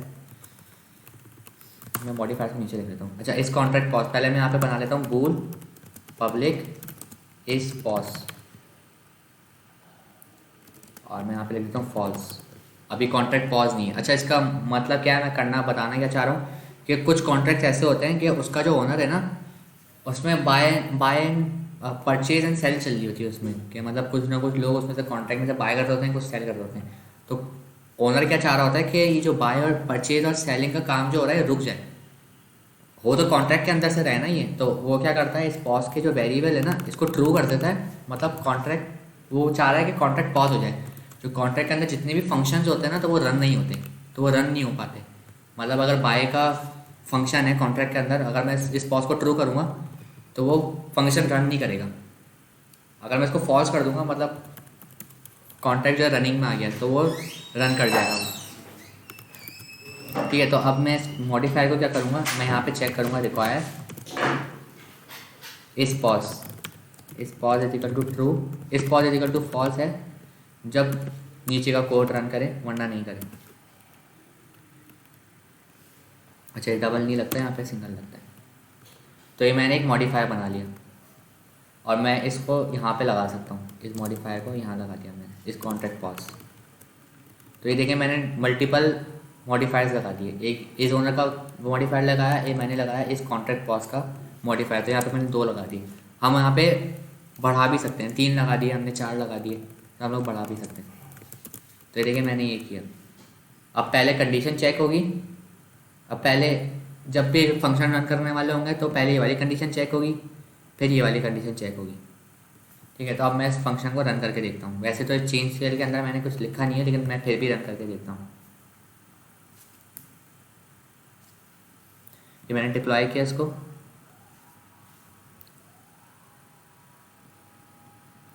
अब मैं क्या करता हूँ, चेक करता हूँ इस पॉज है कि नहीं। अच्छा, मैंने इसको अपडेट का फंक्शन नहीं बनाया, पॉज कॉन्ट्रैक्ट पब्लिक इस पॉज इक्वल टू ट्रू, और मैं एक और फंक्शन बना लेता हूँ, रिज्यूम कॉन्ट्रैक्ट।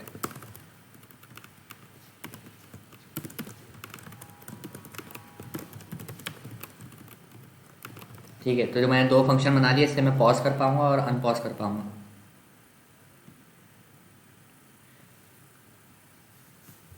मैंने इसको डिप्लॉय किया। अब मैं क्या करता हूँ, इस पॉज चेक करता हूँ कि फॉल्स है। अब मैं क्या करता हूँ, इस लास्ट वाले फंक्शन को रन करता हूँ, चेंज सेल को। तो मैंने चेंज सेल को कॉल किया, ये मुझसे वैल्यू मांग रहा है, मैंने इसको ट्रू कर दिया।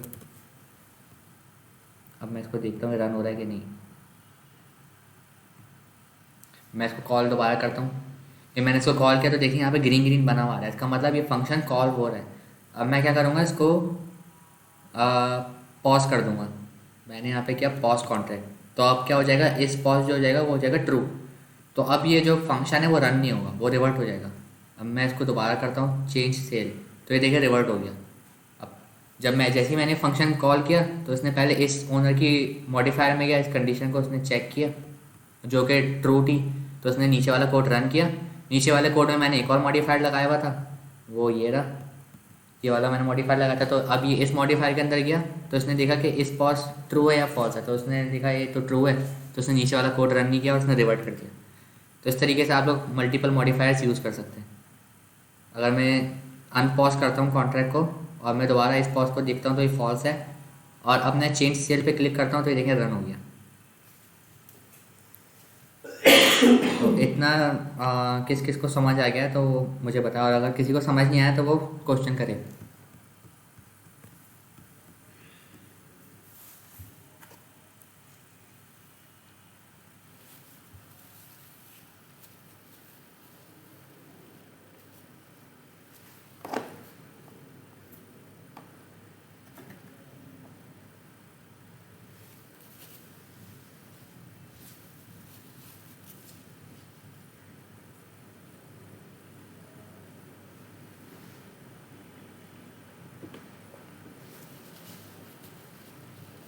तो इसके साथ ही हमारा जो मॉडिफायर्स का टॉपिक था वो भी हमारा कवर हो गया।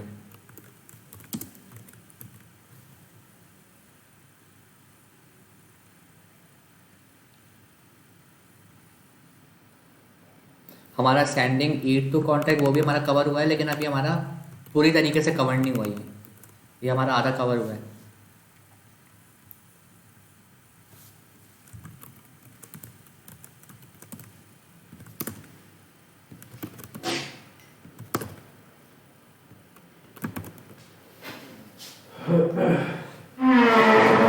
ठीक है, तो हम लोग बस अब ये क्लास को थोड़ा वाइंड अप करेंगे, लेकिन उससे पहले हम लोग एपीआई और बाइट कोड्स को पढ़ लेते हैं। सर अगर मैं ईट ट्रांसफ़र को मॉडिफायर में रख दूं तो वो हर वक्त ईट ट्रांसफ़र करता रहेगा। और आपने किसी मॉडिफायर में सिर्फ आप लोग वो फंक्शन रखें, वो चीज़ रखें जो आप लोग बार बार रिपीट कर रहे हैं। मतलब जैसे मैं उस ओनर को बार बार रिपीट कर रहा था तो मैंने इसको एक मॉडिफायर बना दिया, उसको मैं अब मेरा कोड जो है थोड़ा सिंप्लीफाई हो गया।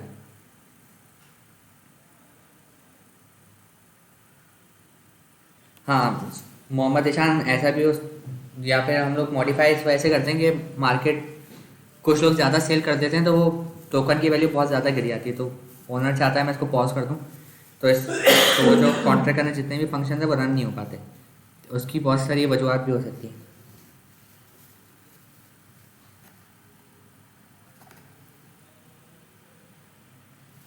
अगर यहाँ पे आप चाह रहे हैं ना कि मैं यहाँ पे ट्रांसफ़र रख दूँ, यहाँ पे मैंने कोई एड्रेस पास किया,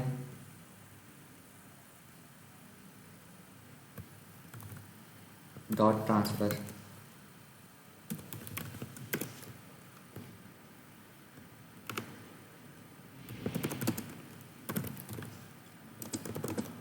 तो ये जब भी कोई भी फंक्शन रन होगा ना तो यहाँ पर आके पहले वो एक ट्रांसफ़र करेगा, फिर वो बाकी का कोड रन करेगा। तो ये वाला जो ये बहुत ज़्यादा सेंसिटिव कोड है क्योंकि इसमें आपका पैसा यूज़ हो रहा है, तो इसको इसमें आप नहीं रखें तो ज़्यादा सही है।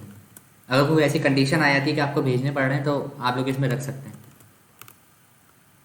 अच्छा, मॉडिफायर का एक फ़ायदा ये भी है कि अगर यहाँ पे मैं कुछ लॉजिक चेंज करता हूँ कि मैसेज और सेंडर ओनर नहीं होना चाहिए, तो मैंने एक जगह पे चेंज करूँगा तो सब जगह पे ऑटोमेटिकली चेंज हो जाएगा जहाँ पे भी मैंने इस ओनर का मॉडिफायर यूज़ किया हुआ होगा।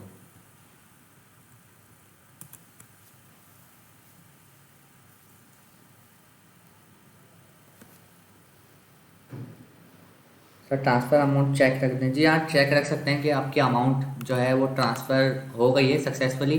अगर नहीं हुई है तो आप लोग यहाँ पे रख सकते हैं कि वो फंक्शन रिवर्ट कर दे या कुछ ऐसा कर दे, आप लोग ये रख सकते हैं। और अगर आप लोग को और भी बहुत ज़्यादा डीप जाना हो कि और भी मैं चेक कर सकूँ क्या क्या पॉसिबिलिटीज़ हैं, तो आप लोग ईथर स्कैन पे आगे कोई से भी कॉन्ट्रैक्ट को आप लोग वो देख लें। यहाँ पे आप कंट्रोल F करेंगे और यहाँ पे लिख दें मॉडिफायर, यहाँ पे नहीं लगा हुआ, और भी कॉन्ट्रैक्ट्स में चेक करें तो आपको बहुत ज़्यादा इम्प्लीमेंटेशन पर नज़र आ जाएगी।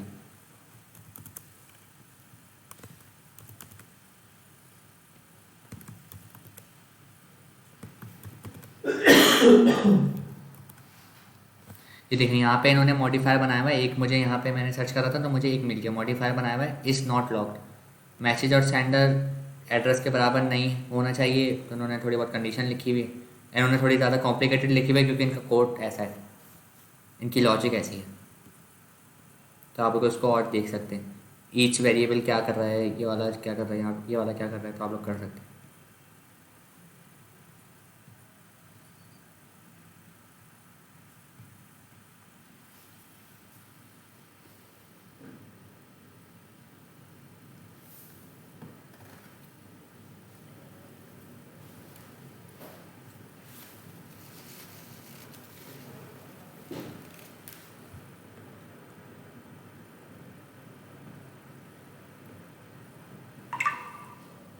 ठीक है, इतना क्लियर है। फिर हम लोग थोड़ा बहुत ABI के बारे में पढ़ते हैं, वो थोड़ा बहुत ज़्यादा शॉर्ट है तो उसमें कुछ ज़्यादा चीज़ें हैं नहीं।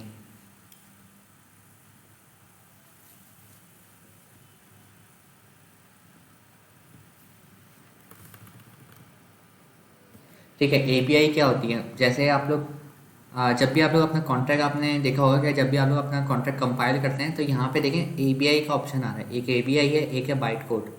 तो अगर मैं API को कॉल करता हूँ और मैं नोटपैड में जाकर इसको पेस्ट करूँगा,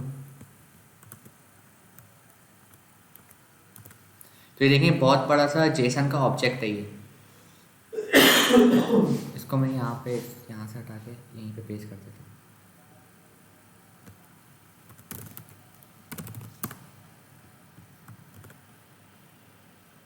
तो ये देखिए बहुत बड़ा सा जेसन का ऑब्जेक्ट है। इसमें सब चीज़ें जो जो हमारे कॉन्ट्रैक्ट में है वो सब चीज़ें इसके अंदर लिस्टेड हुई हैं। मतलब हमारा कॉन्ट्रैक्ट क्या कर रहा है, हमारे कॉन्ट्रैक्ट में कितने फंक्शंस हैं, वो सब इस जेसन की फाइल में मौजूद हैं। अगर मैं यहाँ पे देखूँ तो देखिए यहाँ पे मैंने कंस्ट्रक्टर पास कर रहा था, तो ये देखिए यहाँ पे न्यू प्राइस है। अगर मैं यहाँ पे जाके इसको कॉपी करूँ और पेस्ट करके चेक करूँ तो देखिए मेरे पास न्यू प्राइस का एक इनपुट था जो कि मैं किसी फंक्शन को दे रहा था। तो देखिए यहाँ पे न्यू प्राइस का यहाँ पे नेम दिखा रहा है, ये देखिए इनपुट्स दिखा रहा है मुझे। इनपुट्स है इंटरनल टाइप, मतलब इस वेरिएबल की टाइप क्या है, UN256 है, टाइप UN256 है, और नेम क्या है वेरिएबल का, न्यू प्राइस है।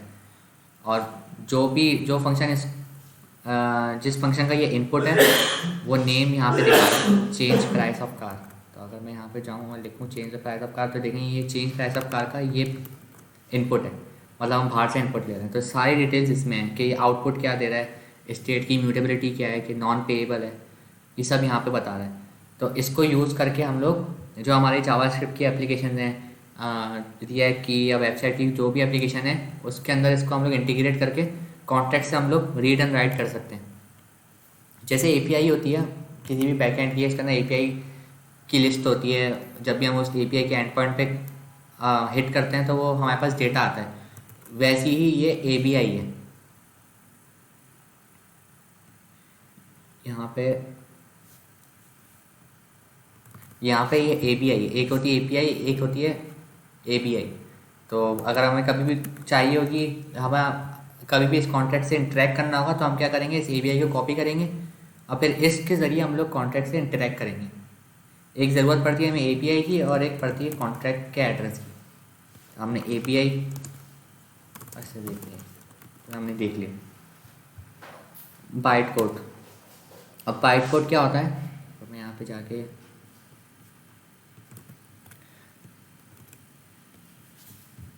बाइट कोड यहाँ पे बहुत बड़ा है ये। तो देखिए बाइट कोड क्या होता है, बाइट कोड भी बहुत सारी, ये पूरा हमारे कॉन्ट्रैक्ट के अंदर जितनी भी चीज़ें हैं सबकी इन्फॉर्मेशन रखता है बाइट कोड। तो अगर ये है तो ये इसको इसने हैश करके इनकोड करके यहाँ पे लिखा हुआ होगा, इसके अंदर कहीं ना कहीं लिखा हुआ है। और अगर हम यहाँ पे कुछ चीज़ असाइन कर रहे हैं, उसकी क्या वैल्यू है, उसका क्या बाइट कोड है, वो यहाँ पे दिखा रहा होगा। तो इसकी एक रेपोजिटरी जिससे हमें पता चलता है, इथीरियम बाइट कोड्स। ये देखिए यहाँ पे ऑप कोड्स लिखे हैं, ये देखिए सारे नंबर हैं, जो जो नंबर यहाँ पे थे वो सारे के सारे नंबर यहाँ पे हैं। अगर मैं इसको दिखाऊं,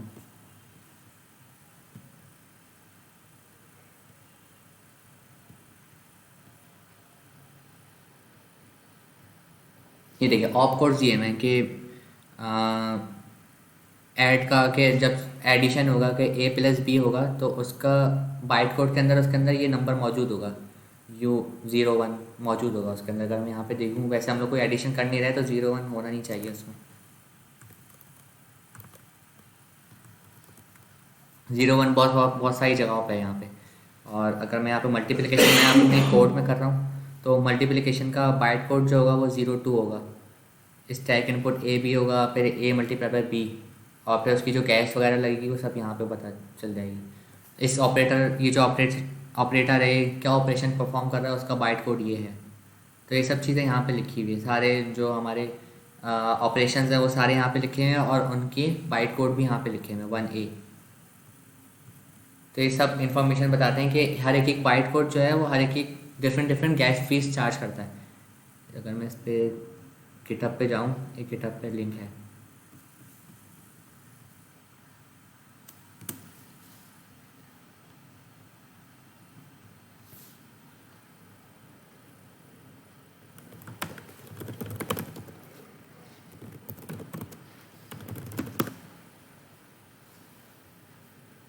एपीआई और बाइट कोड आप लोग यहाँ से गेट करते हैं।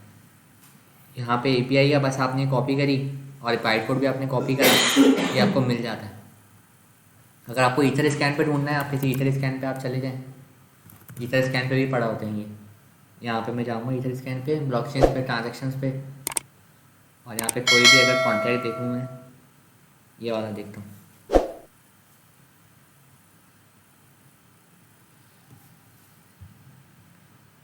जैसे आप लोग कॉन्ट्रैक्ट के अंदर जाते हैं, एक तो ये कोड है, इसके नीचे ही बिल्कुल बाइट कोड भी पड़ा होगा, ये देखिए कॉन्ट्रैक्ट की एपीआई पड़ी हुई है, कॉन्ट्रैक्ट एपीआई, और फिर उसका बाइट कोड भी यही पड़ा हुआ, डिप्लॉयड बाइट कोड। सब आपको यहाँ से मिल जाएगा किसी भी कॉन्ट्रैक्ट का। अब इसके अंदर वो सब चीज़ होंगी जो आपको इस कॉन्ट्रैक्ट के कोड के अंदर दिख रही हैं। अब यहाँ से आप कॉपी कर सकते हैं और जो आपने करना चाहे आप इसके साथ कर सकते हैं।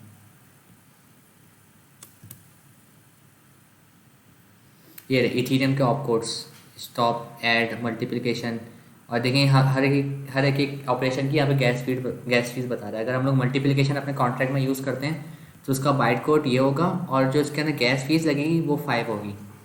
तो यहाँ पे गैस फीस सबकी बता रहा है कि किस ऑपरेशन की क्या गैस फीस है और क्या बाइट कोड है। तो बाइट कोड जो है वो इथीरियम को ये सब चीज़ें इन्फॉर्मेशन देता है कि अगर मेरे इसमें और का या एंड का ऑपरेटर यूज़ हो रहा है तो उसकी ये इतनी गैस फीस लो। तो ये बाइट कोड ही बता रहा होता है ब्लॉकचेन को। ठीक है, तो ये था एपीआई और बाइट कोड। ये आपको और पता चलेगा जब हम लोग जावास्क्रिप्ट में इसको इम्प्लीमेंट करेंगे। तो हमारा एपीआई और बाइट कोड भी हो गया। ज़्यादातर हम लोग एपीआई को यूज़ कर रहे होते हैं, बाइट कोड को हम इतना यूज़ नहीं करते क्योंकि एपीआई से बाइट कोड ऑटोमेटिकली जनरेट हो जाता है। तो आज हम लोग ने ये वाले इंपॉर्टेंट टॉपिक्स कवर करें, इससे हमारी गैस फीस बचती है इन दोनों से। और ये कंस्ट्रक्टर बहुत इंपॉर्टेंट है, मॉडिफायर, रिक्वायर, ये सब चीज़ें आज हम लोगों ने पढ़ी हैं। लूप तो बहुत ही बेसिक्स हैं, जैसे जावास्क्रिप्ट में नॉर्मल लूप होते हैं वैसे ही इसमें भी लूप है।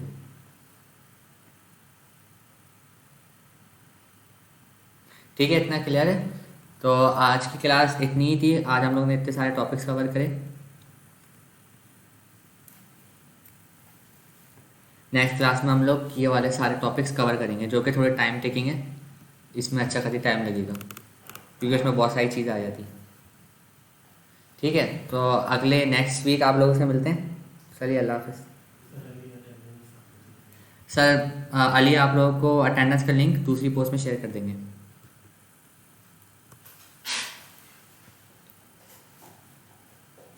स्टॉप।